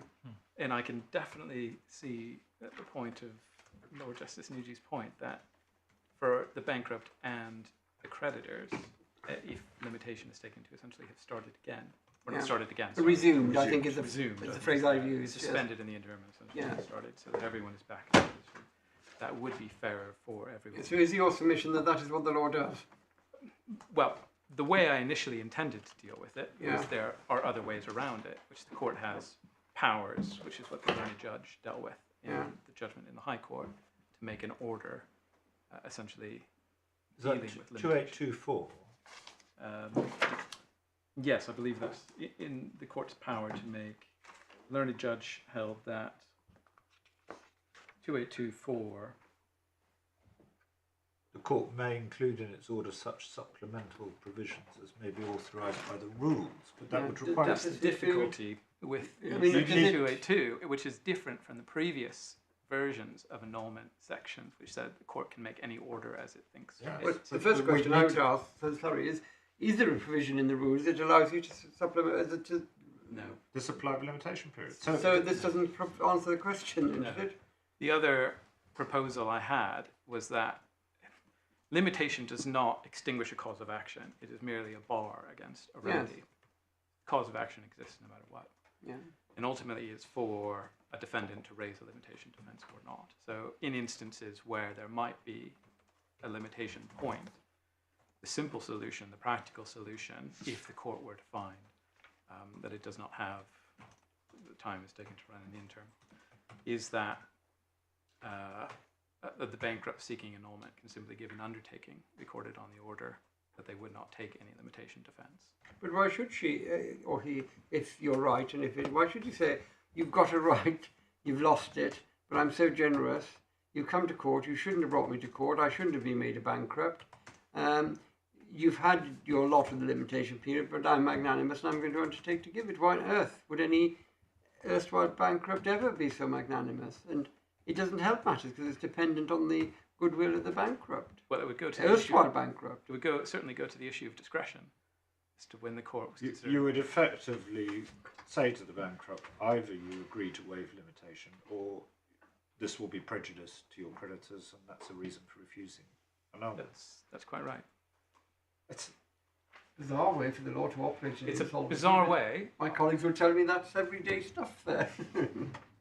Anyway, what is your submission? There is your submission that the limitation period has run throughout and creditors lose, or is your submission that it can be dealt with in one of the ways we've canvassed, or is your submission that it's got to be dealt with at the moment because of the way 2824 is worded on the price you'll pay for an annulment is that you give an undertaking about limitation? Which of the three submissions is it? Or is your submission that we shouldn't decide it at all? Well, that's the other one, yes. My primary submission is it doesn't need to be decided. Doesn't arise in this case, and therefore we shouldn't.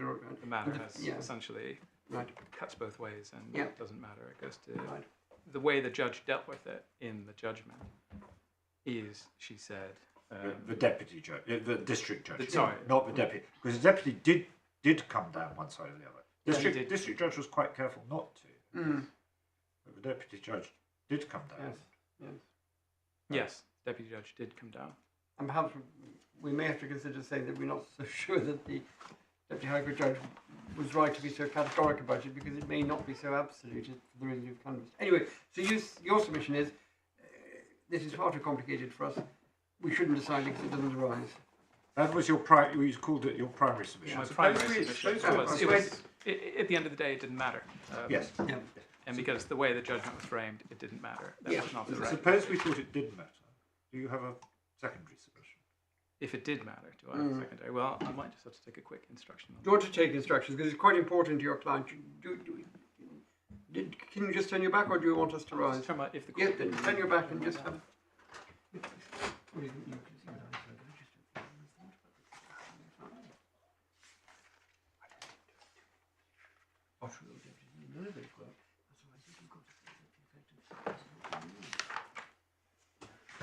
Sorry, it's nothing to...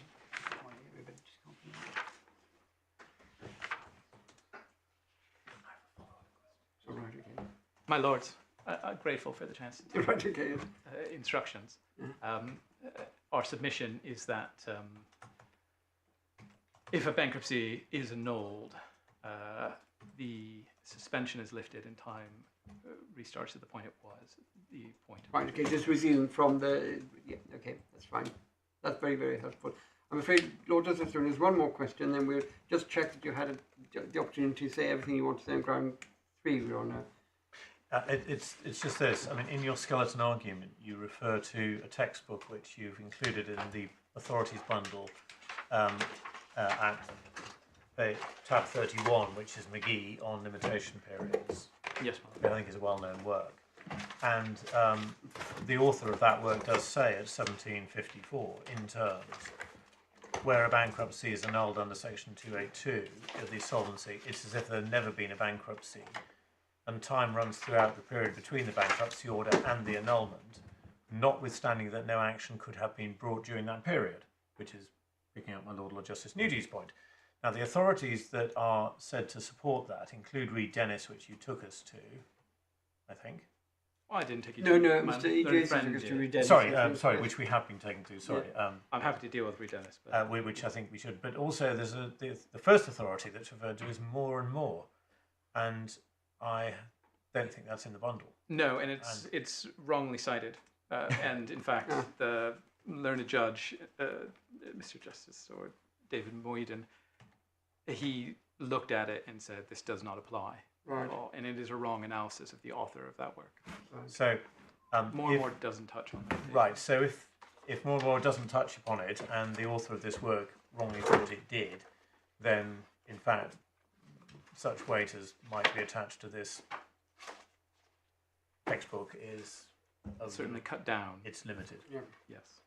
It's useful. The reason it's in there is because the point of limitation, for whatever reason, seems to have flown through the night and no one has picked up on it in the past. And it might be because there's a simple answer. No, okay, but I just wanted to be clear because, say, in your skeleton, you do, I mean, obviously you make other arguments and you go to the authorities, and I understand that.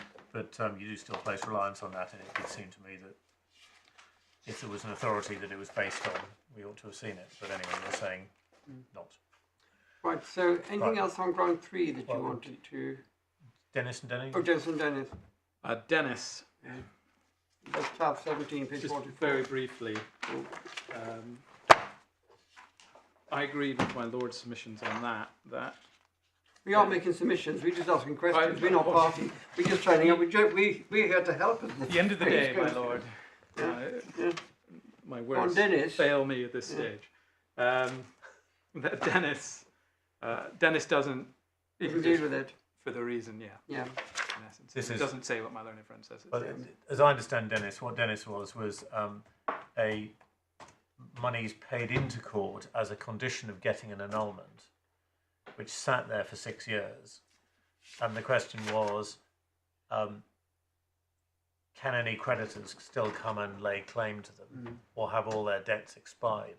And the answer was they can still come and claim them because it was a trust created for their benefit, in essence. Yes. And so it's a decision on, it's not actually a decision on the issue that we're dealing with, which is the question of whether time runs for limitation purposes during a bankruptcy, which is then annulled. This was a question of what's the status of the fund or the arrangement that was made post-annulment.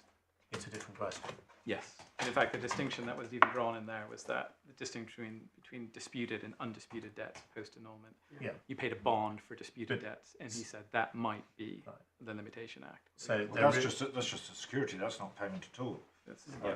yeah. And he said the bond is not held on trust.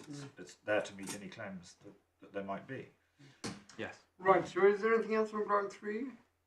Unless there are any further questions. Right, well, you've had lots of questions. Do you need a few minutes just to regroup to think through whether there's anything you would have said to us that has got submerged along the way, or do you think you have covered everything and you've had every fair chance to... Certainly my brain is empty now, my Lord, so I can't Yeah. think of anything Do else. you want a couple of minutes to fill it up, or is it as full as it's ever going to be? I think it's as empty. Great. Okay. Mistake. Well, you've been very, very patient with us. Thank you very, very much indeed for all the assistance you've given. And I'm sorry that we've asked you so many questions, but it turns out to be a surprisingly interesting topic, insolvency.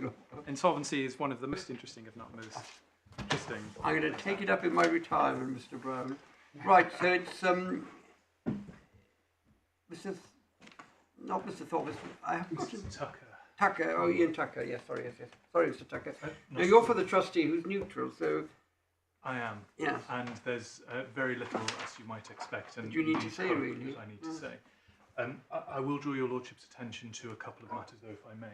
Yes, certainly, yes. Sorry. Thank you very much.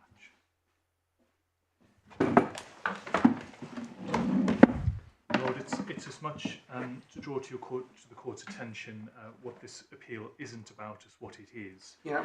And the jumping off point for that is to recognise what was an issue before Mr. Justice Mohyuddin and what isn't an issue before the court today.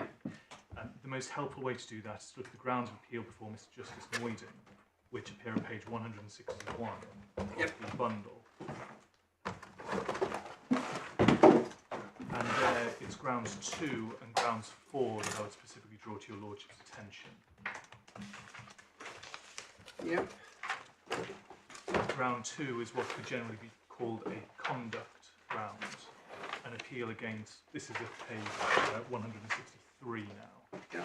Ground 2 is what I would broadly call a conduct ground, which is to say an appeal against the findings of the district judge as to Mr. Khan's conduct. And ground 4, which is at page 164, related to solvency.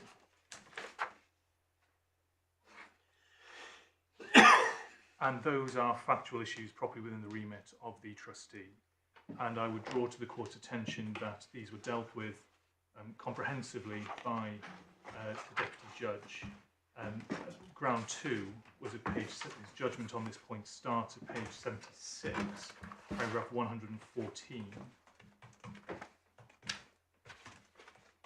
when dealing with conduct. And there, in particular, paragraph 121, the deputy judge, so page 77, paragraph 121, the deputy judge sets out the district judge's findings in some detail. And I will pause there to note that it isn't a case of simply not identifying assets in this case. It is a case of Diversion. diversion, Yeah. exactly. And we aren't entirely sure how much has been diverted. We have a pretty good idea, but we're not entirely sure about how much has been diverted. No, but the distinction, I understood that. My distinction was between the case in which the conduct, as will usually be the case, let's put it this way, is of hiding assets or diverting assets or not making over your estate to the trustee, which is, well, I was going to say par for the course, but I'm afraid it's something that does happen. The real distinction, though, is between that sort of situation and a situation where, in fact, it looks like there aren't any other creditors out there, because it doesn't escape one's notice that where you only have, say, one or at most two creditors who are pursuing a bankruptcy petition and a trustee gets in, the trustee has extensive powers of investigation to which somebody is not normally subjected. And if it turns out that the bankruptcy order should not have been made on the petition of the big creditor, that big creditor may well have had access to a whole load of information via the trustee obtained using powers that the trustee wielded, which ex hypothesized should never have been wielded, which will be of benefit and use to the creditor after the bankruptcy is annulled, because then they can go off and pursue the claim and know for sure where the defendant's assets are and will be. Now, you may say, well, a defendant shouldn't be going around hiding his assets, etc., etc. But the point is, during the process of bankruptcy, he's been subjected to invasive powers which ex hypothesi he should not have been subjected to. And that's the sort of really complex issues that reliance on conduct tends to throw up because of the nature of the beast.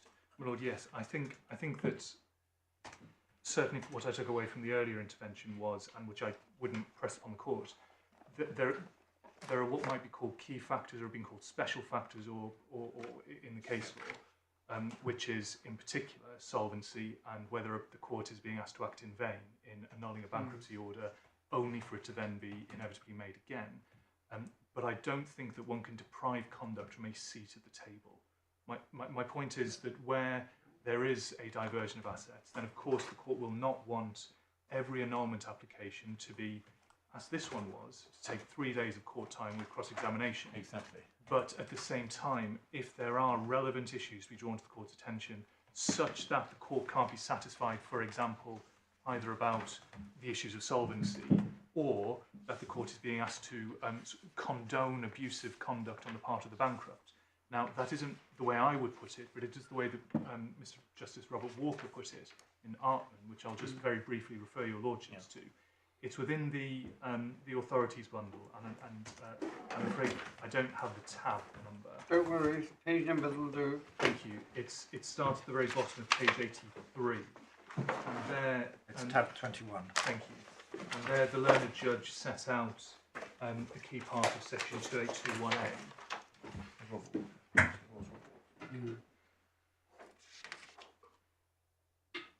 And that's at the very bottom of the page. And then in the following paragraph, he sets out who may bring an application to annul, which is an issue not before your lordships today.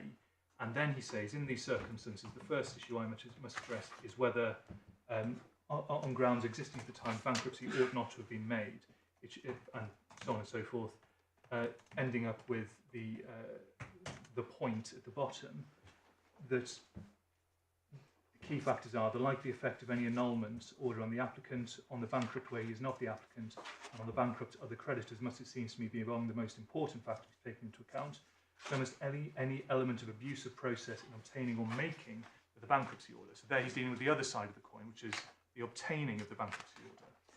But then he goes on at the bottom of page 86, and at the penultimate paragraph, he concludes, and I should say, that the facts of this case were that the wife of the bankrupt was applying to annul the bankruptcy order to allow her a fair ability to obtain a property adjustment order. So it was the wife of the bankrupt who was applying to annul. And on the facts of this case, the judge holds that the bankruptcy debt actually did exist. And so what is then said about the reasons why he wouldn't have done so is strictly overture. But what he does say at the bottom is, even with Mr. Artman's invocation of the privilege of self-incrimination, strong prima facie evidence that Mr. Artman has concealed assets from his trustee in bankruptcy in circumstances amounting to one or more bankruptcy offences under Part 9, Chapter 6 of the Insolvency Act, it would strongly offend my sense of what is right and proper if the annulment of the bankruptcy were to prevent or in any way hinder the investigation and the taking of appropriate action in respect of this serious matter. Just pausing there before you go on. I read he could very well be just simply saying bankruptcy offences still can be committed even where there's an annulment, and an annulment shouldn't stop investigation, although as I understand it, in fact, you can't start proceedings for bankruptcy offences post-annulment. That's my understanding as well, that those that are extant can be continued, those that haven't been commenced have not. And my lord, the reason why I'm not sure that that is the appropriate reading is the paragraph before those at the very bottom of page 86, where he says, I would have been very strongly disposed against annulling the bankruptcy for 3 reasons in particular, and this is reason 1. And so this is a reason given by the learned judge as to why annulment would not have been appropriate. So what he's saying though, so maybe what he's saying there is, if there's evidence of serious offences, because annulment will stop the commencement of criminal proceedings, you might not annul if there's prima facie evidence that somebody has committed criminal offences. That could well be a reading. Yes. So at the moment that's got nothing at all to do with conduct of a less serious nature. No, it's to do with preserving the right of the prosecuting authorities to bring criminal charges. That may be one reading of it, but of course what I say is if one carries on, I could not possibly regard this, though counsel urged me to do so, as making it an abusive process, and therefore a positive reason for exercising my discretion so as to order an annulment. I shall direct a copy of this judgment shall be sent to the OR in order that he can consider the trustee in bankruptcy what is the appropriate way forward. So, my lord, I do take the point that certainly if there was criminality that would not be capable of being otherwise pursued, that would be a strong reason. But my point is that when there is conduct that doesn't perhaps reach that criminal standard, nonetheless the court would still offend the sense of what is right and proper.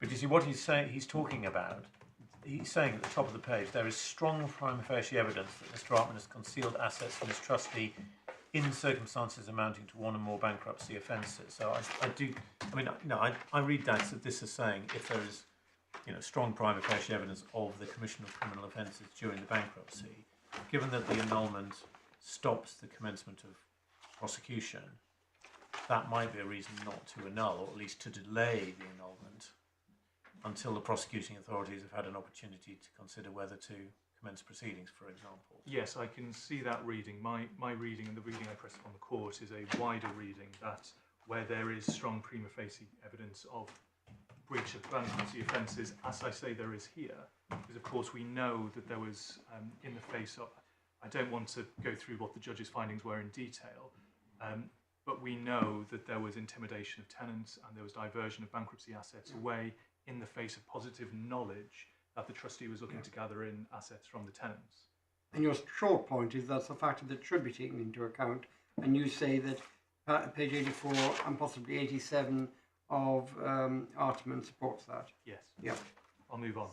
So that's that then on conduct, yes. But just to be clear, is the trustee in this case contending that there is serious evidence of criminal activity by Mr. Khan, and are you intending to take any steps as a consequence? My Lord, the facts are found by District Judge Hart as they are. If you're asking, have I passed that, or has the trustee passed that against the offences set out, the answer is no, but I can't say whether there is an intention to do so. Nor can you say that the district judge rationalised her decision on the basis that annulment would prevent prosecuting authorities. No, I certainly don't say that. No, What I say it doesn't feature at all. Not at all. No. The high point of my submission is that this is conduct towards the more serious end of the spectrum of that which one encounters. Do carry on. I'm grateful.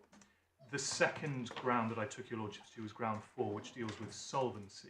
Yeah. And that is dealt with within Mr. Mohyuddin's judgment at page 81, paragraph 140. And despite an attempt, I think, to somewhat row back from that, Mr. Mohyuddin's finding that there was cash flow insolvency at the time. It was a finding that was made, and there is no ability to argue that before the court today. Beyond that, the only point I would look to make, and it may be that it's now more of a moot point than it was before, I understood, my learned friend, for the appellant to suggest that the bank is the only unsecured creditor. That isn't the case. There are 7 unsecured creditors. They are listed at page 505 of the bundle, the supplementary bundle, and I would specifically draw to the court's attention that in my skeleton argument in paragraph 23 and 24, what starts us off as HMRC, then as a result of my typographical error, morphs into HSBC. HSBC is not a creditor, it's just I meant to type HMRC and did not. Where are we in your skeleton? Paragraphs 23 and 24. Easy to mix up a bank with the revenue, yeah. And so who the creditors are, the unsecured creditors can be seen at page 505 under the proved unsecured creditor claims. So one can see that by far the largest unsecured creditor is the bank. That is far from saying that they are the only unsecured creditors.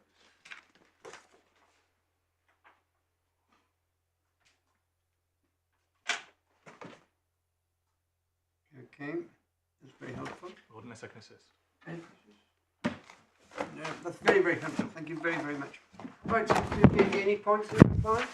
Yes, my lord. I think perhaps the best start for me will be the conduct issue. Yeah. In relation to start for what you said in Atman. My submission in general is that the way the structure of that judgment, for me, I would say that the part relating to conduct was, in my submission, was said by the side or obiter. Obiter, yeah. Yes. It was not the ratio decidendi in that case. And for that, the court should be cautious in giving weight to what he said by the side. And the second point is that is the height of the conduct in the case of Atman is nowhere comparable to what has happened in the present case. This is a case where there is suggestion, Atman is a case where there is suggestion of some level of bankruptcy offense. But it's not suggested in this case. There's no finding that Mr. Khan has committed any bankruptcy offense. In fact, my lord, I think there are, if we go to drive my point, is the judgment of the trial judge. Yeah. Page 206. Yeah.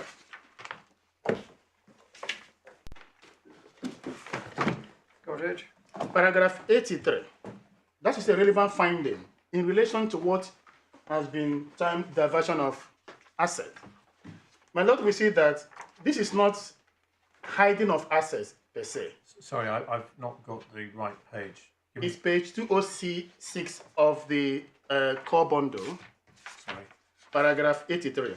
80. The findings there are crucial, and that's one of the complaints we made before the High Court. She essentially saying that yes, there was diversion in the sense that the bankrupt was still collecting rent, but she went on to say that she received rental income, that's the wife of the bankrupt, and made mortgage and other payment, and that is what is contained. This finding was based on the report of the trustee. And one crucial point about this is that trustee was in the knowledge that the bankrupt, or Mr. Khan and his wife, were collecting rent and discharging what ordinarily would have been the trustee's duties, but the trustee did not take any reasonable or any meaningful effort to stop them. More or less, in our submission, as Mr. Khan has mentioned in his witness statement, was that the trustee stood by and watched him to carry on what he was doing. That's one element of it, and which we said that was one of the problems with the weighing of all circumstances, because they have taken conduct in a more just conduct. They've overstated it. Overstated and they've added an element of wrongdoing which wasn't really there. He was collecting the rents, paying it over, and the trustees knew, and on his case didn't take active steps. I mean, principle of fairness, we suggest that a trustee should not do that. And I don't want to go into the factual basis. They are all in the Mr. Khan's witness statement. But in summary, was that he had the reason, and that is why the learned judge made something about his belated cooperation. Yeah. Initially, he was doubting that the trustee was properly appointed. He said, how could somebody who was my receiver in my personal debt could as well be appointed? So that's the only thing. Initially, when that was established, he started cooperating. Another point of lack of cooperation was, he said, which was his position. He said that you say, firstly, our money is overturned, and secondly, the conduct is very, very different. Very different. And needs to be seen in context. In context, and does not have any real reprehensible elements to it, is your submission. Yes, exactly. I think that sums up my position on that.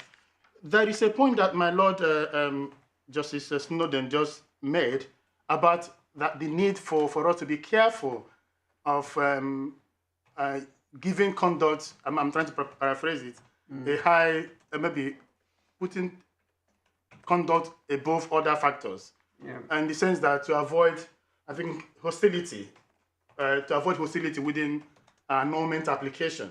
And I totally agree with that, if I correctly understood my Lord what he was saying. I agree with that. If we acknowledge that the trustee is an officer of the court, it would be, to me, it would be wrong in principle to then elevate conduct above every other consideration or even key consideration. Yeah. What may mean that every bankrupt who is trying to apply for annulment will go and get all evidence in this world to rubbish the trustee. Yeah. And as the trial judge said in this case, that's on page 119. I think it's on page 196. Yeah. Paragraph 52. I will just summarize. He's trying to recognize the fact that in annulment application, cross-examination is not the norm. Yeah. More or less, it's a test of applies in summary judgment. Then, overleaf her judgment is flowing from paragraph 53. She made a very crucial statement, and that's one of the unfairness that has happened in this case. The last sentence of paragraph 53. I might invite my lords to look at the findings she made. Sorry, this is 53 of the district judge's judgment. Yes, on page 197. Oh, so it was limited to the genuine tribal issue, not the conduct. My lord, this was what was, and there was a reason for this. If my lord goes back to the preceding paragraph, the reason was initially we had Judge Lambert had made an order that all statement makers must attend. But towards on the day of the trial or a few days to the trial, we elected, there was issue as to whether the trustee could attend. And one of the reasons, if I remember vividly, why counsel for the appellant decided to, what the appellant decided not to call the trustee was this understanding that really this case is all about determining tribal issues. Yeah. So It's important to bear in mind that any findings of fact were not ones the result of being tested by cross-examination of relevant witnesses. yes, my lord. Right. Okay. Yeah, thank you. That's conduct then. Yeah, that's conduct. Then I move then to the point, the other submission made by Mr. Brown, and that is on the issue about limitation. I commend his the instruction he's got, and I've noted the instructions he's got and his position on that. But just to assist the court further, is this case is about, for me, it's about statutory interpretation of section, in order to answer the question as to what happened to act done during the bankruptcy after the annulment. My lord, we see that on authorities bundle, page 17 and 18, section 282, subsection 3. Yeah. We just assist the courts to help in developing the jurisprudence in this area. Is at least subsection 4 acknowledge there is a saving. But the question now is that, is the court tied down to what was specified there? My submission is no, because look at the omnibus part, proviso, the last, he said, and the court may, and I respectfully urge the court to take note of the word may, include in its order such supplemental provisions as may be authorized by the rules. In other words, in my own submission, this provision is saying that the court has a discretion to add more provisions to what the parliament has specified as being saved if there was an annulment. And the fact that it says there was a word may before the may be authorized by the rules, for me, my submission means that the court is not bound to look entirely in what is authorized by the rules. So it's may. So that means that the court can, within its common law jurisdiction, look for other factors to other provisions to add to this. And one of those provisions is in trying to preserve the interest of both the creditors, that the effect of annulment should not be to wipe away the period that was suspended, so that the creditor's right will be preserved.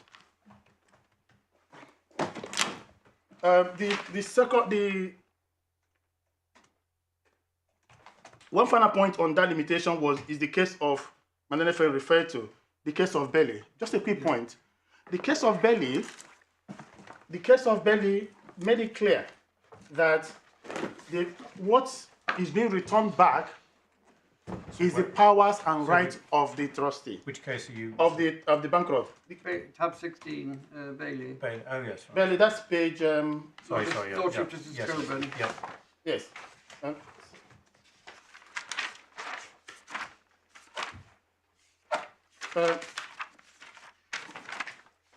It's the bankrupt, not the Yes. other parties that were being returned into the original position. Yes, that's on page 42 of the authorities bundle, towards the top. So he made it clear that the general provision of the section has therefore its effect, and that effect is to remit the bankrupt at the moment of decree annulling his bankruptcy is pronounced to his original powers and rights in respect of his property. So it does not have the effect that the bank, my learned friend is trying to suggest. It's not everything that was done during the bankruptcy.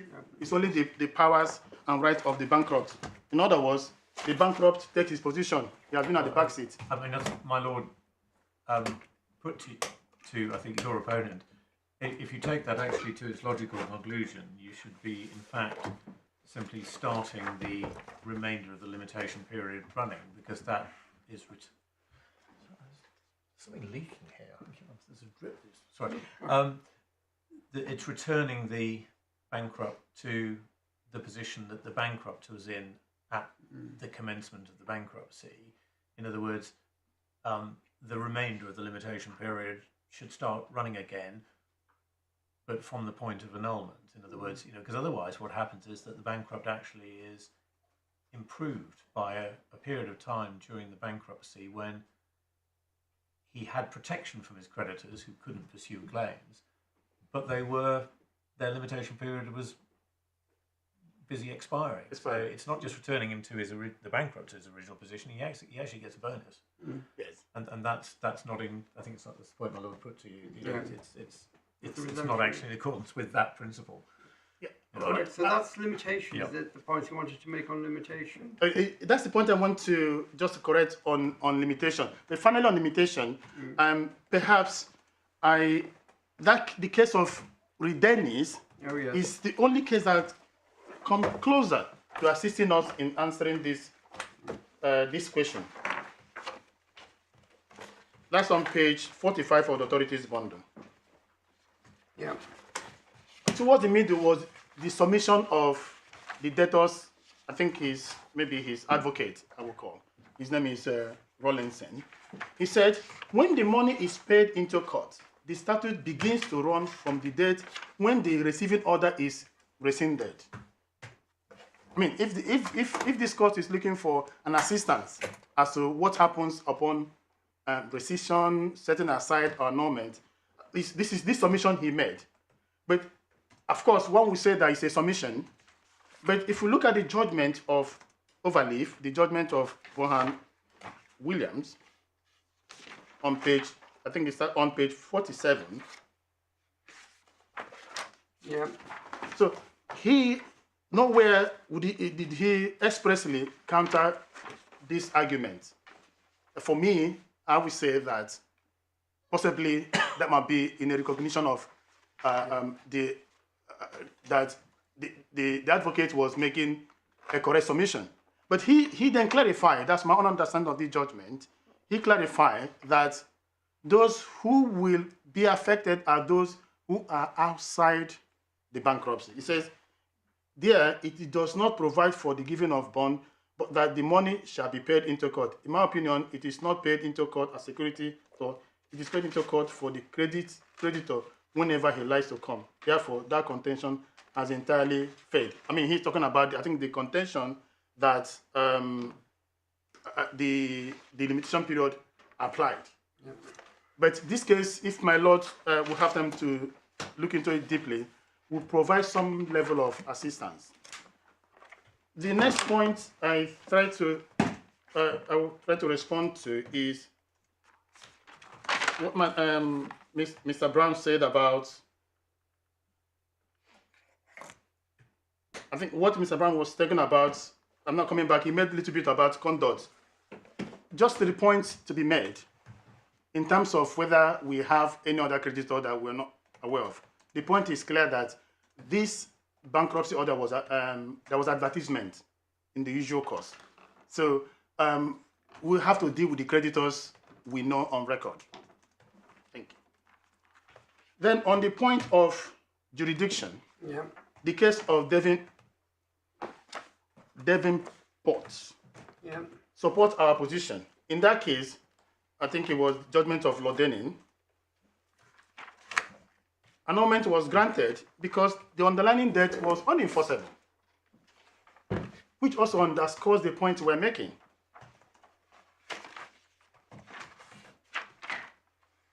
Yeah. So let me. Yes. On paragraph think it's on page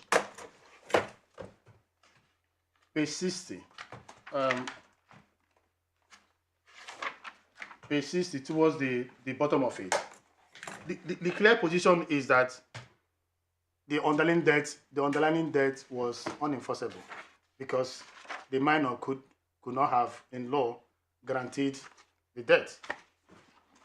So it is same analysis, even though in the different contexts, that I respectfully invite the court to look at in the circumstances of the present case.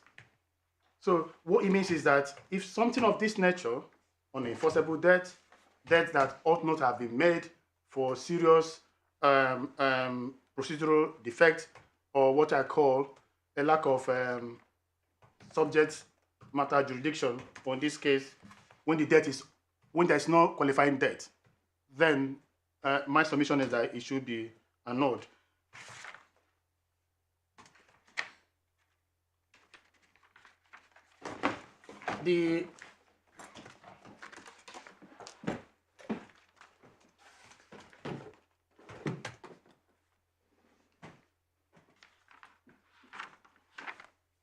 On the point of there was issue, the point made that as a matter of practice, that the bankruptcy court will look into the, even if there were some procedural defect, the bankruptcy court will look into the matter and see exercise jurisdiction. My humble submission is that if that is a practice, then it's a bad practice, because we have to be constrained by the provisions of section 271 and 268. If the parliament has said that before you present a bankruptcy petition, it must be in respect of an unliquidated debt. And the parliament has said that before a bankruptcy order must be made, that the debt must be unsecured, and also it must be a qualifying debt. Then, if we not develop for ourselves a practice where we go around that and begin to exercise jurisdiction, I think is a practice that I will respectfully urge this court to put a stop to. And besides, finally, on this point, my lord, practice cannot take the place of the law. No, you say it's the act is the starting point. Yes. On the point of waiver of security, just to show my lord the judgment of the trial court, I think it's on page 188.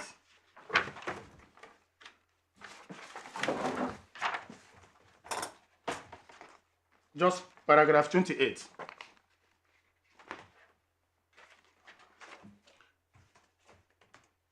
This is where the trial court analyzed the evidence of the bank's witness, who claimed that the security was waived. But this is the finding the court made.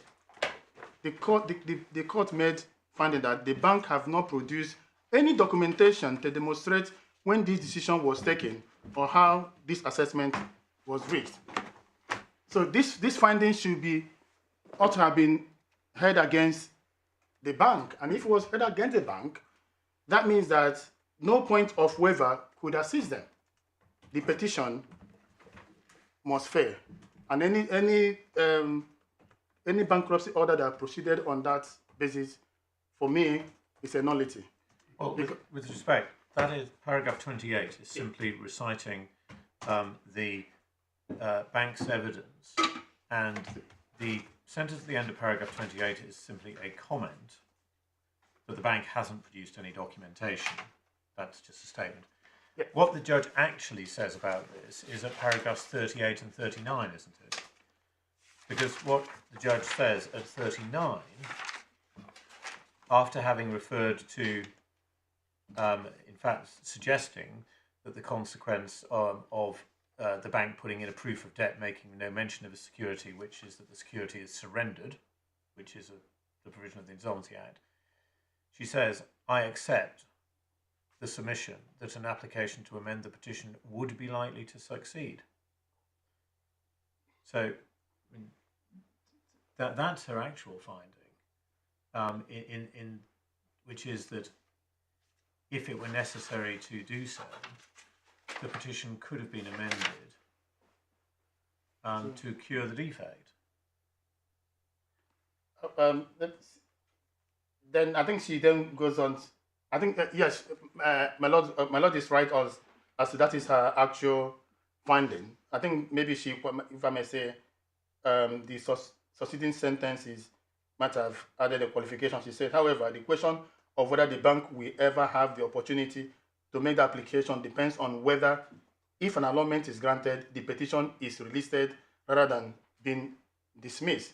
So it's somehow a qualification. Then you say, unless and until the petition is amended, the position remains that neither section 27672B nor 269 have been complied with. That being so, I find that at the time the bankrupt order was made, it ought not have been made. At least if my submission is that I know that my lord is correct in saying that that was a finding, but I think it's a qualified finding. Yeah. Okay. Right. So anything else? Yes. The next point is the point about the case of I think the case of Owo. Mm-hmm. That case is on page. We start on page 94. Yeah. If I may take to my lord to page 100, paragraph 22. Yeah. Just to make the simple point that, as clarified there, that case was dealing with case of adequacy of security. Yeah. So one can understand. So it's a case of adequacy of security, which is unlike what we're saying here. Here is a case of stating that incorrectly that there was no security.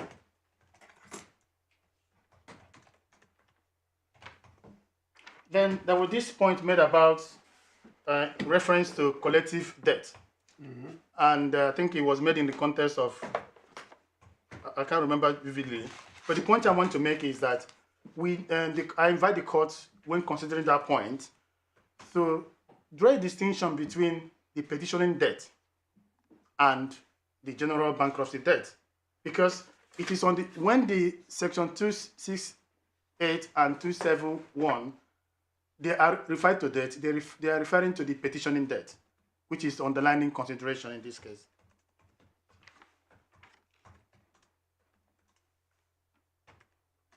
Yeah. Then that brings me to the case of remedying.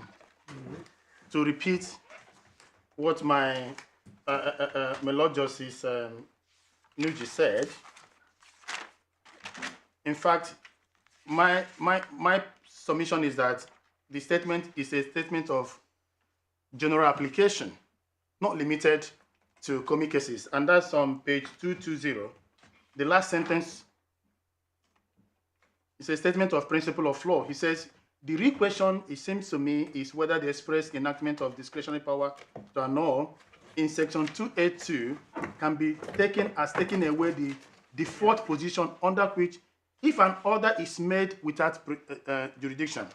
My Lord Justice Nugee was not saying order is territorial jurisdiction. He said without jurisdiction, the court has no alternative but to set it aside, and any person who might be affected by such an order is entitled as of right to have it set aside. I do not see that I do not see that is the purpose of section 282.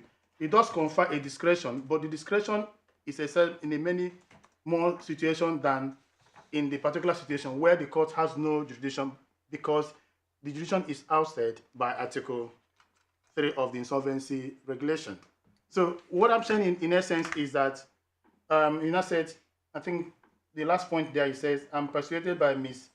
Midge that although in other circumstances, section 282 confers a true discretion, in a case in which the bankruptcy order was made without any jurisdiction at all, the logic of amongst dictate that the court has no choice but to set the order aside. So this is general proposition of law, which I say is correct, that my Lord Justice Nugee set out in this judgment. And the Lord also made clear that it does seem to me that none of the common cases have taken into account the jurisprudence which I have been shown of the general law, that where the court makes an order without jurisdiction, any person who might be affected by that order is entitled to have the order set aside as of right. That's paragraph 35. So these are general principles of law that I respectfully invite this court to take into account. Of course, I accept that the key question is whether I will succeed on categorizing what has happened here as a judicial question. That's the key question. And my submission is that looking at the authorities we already have, that this is the position. But the defect in procedure is fundamental. In terms of substance, the misstatement as to the availability of You security. made this point. This is just a reply. You don't need to remake the case. Oh, sorry. You do understand that the defects in procedure. Yes. You say the failure to declare the security is fundamental, Yeah. and you say the fact that there was a disputed debt means that there was no foundation for the proceedings. But it is a reply to the points that Mr. Brown and Mr. Tucker made. You don't need to remake the whole case, but we haven't forgotten them. Don't worry. Oh, sorry, my The lord. defects in procedure are fundamental. Yeah. Yes. Okay. The final point my learned friend made before I close is he says that trying to draw a distinction between the common cases and this case, and he says that this case involves evidential analysis or assessment. Yeah. The same thing happened in the common cases that my Lord Justice Nugee also decided. There was also issue of evidential analysis as to where the interest of the bank, the main interest of the bankrupt was at the time. So in both cases, whether territorial jurisdiction, as we see in the common cases, or subject access, subject matter jurisdiction, there is always involvement of assessment of evidence. Yeah.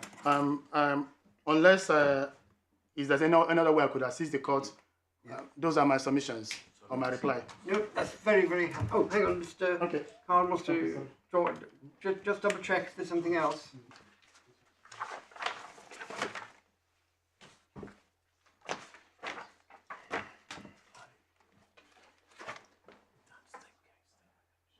Okay.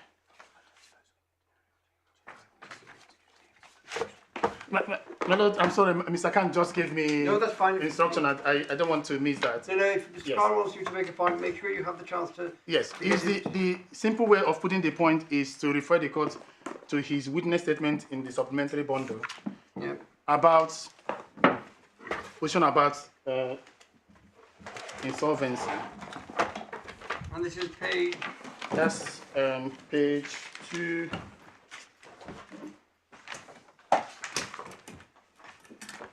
Page 217 of the bundle.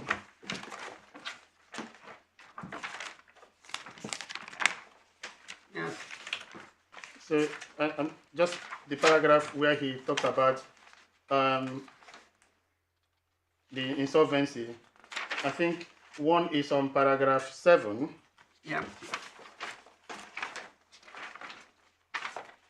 7.1. 7.1. Yes. Yeah. And another place is paragraph 4.14. Yeah.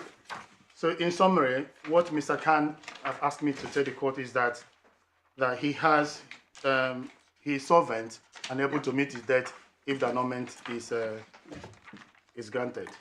Great. Thank you, ma'am. All right. Well, first of all, thank all three of counsel and Junior and also the teams behind for all your assistance. In what has been a new and for me very interesting field. This has been a very, very helpful set of submissions, very clearly made, and we're extremely grateful to all three of you and your respective teams.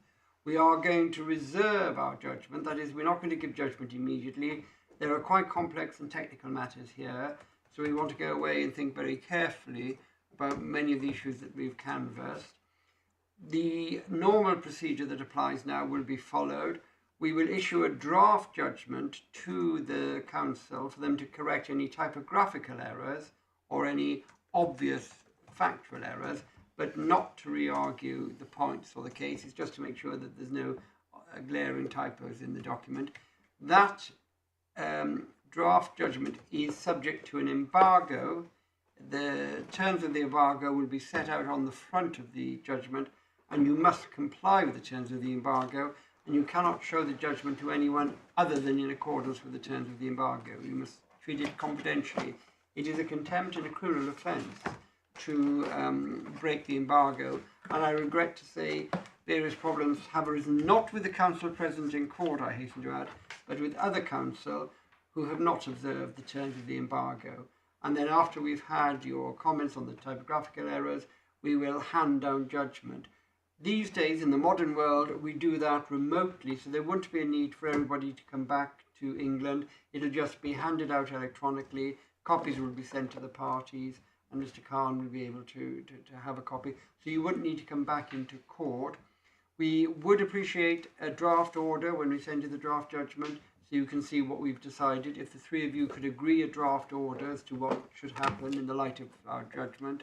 If you can't agree a draft order, then short, I emphasize short written submissions on the order that should be made should be returned with your corrections, and then we will decide on the papers what order to make. So again, thank all three of you very much. I hope you're all able to get a summer break and have some time away. But thank you very much for all your assistance today.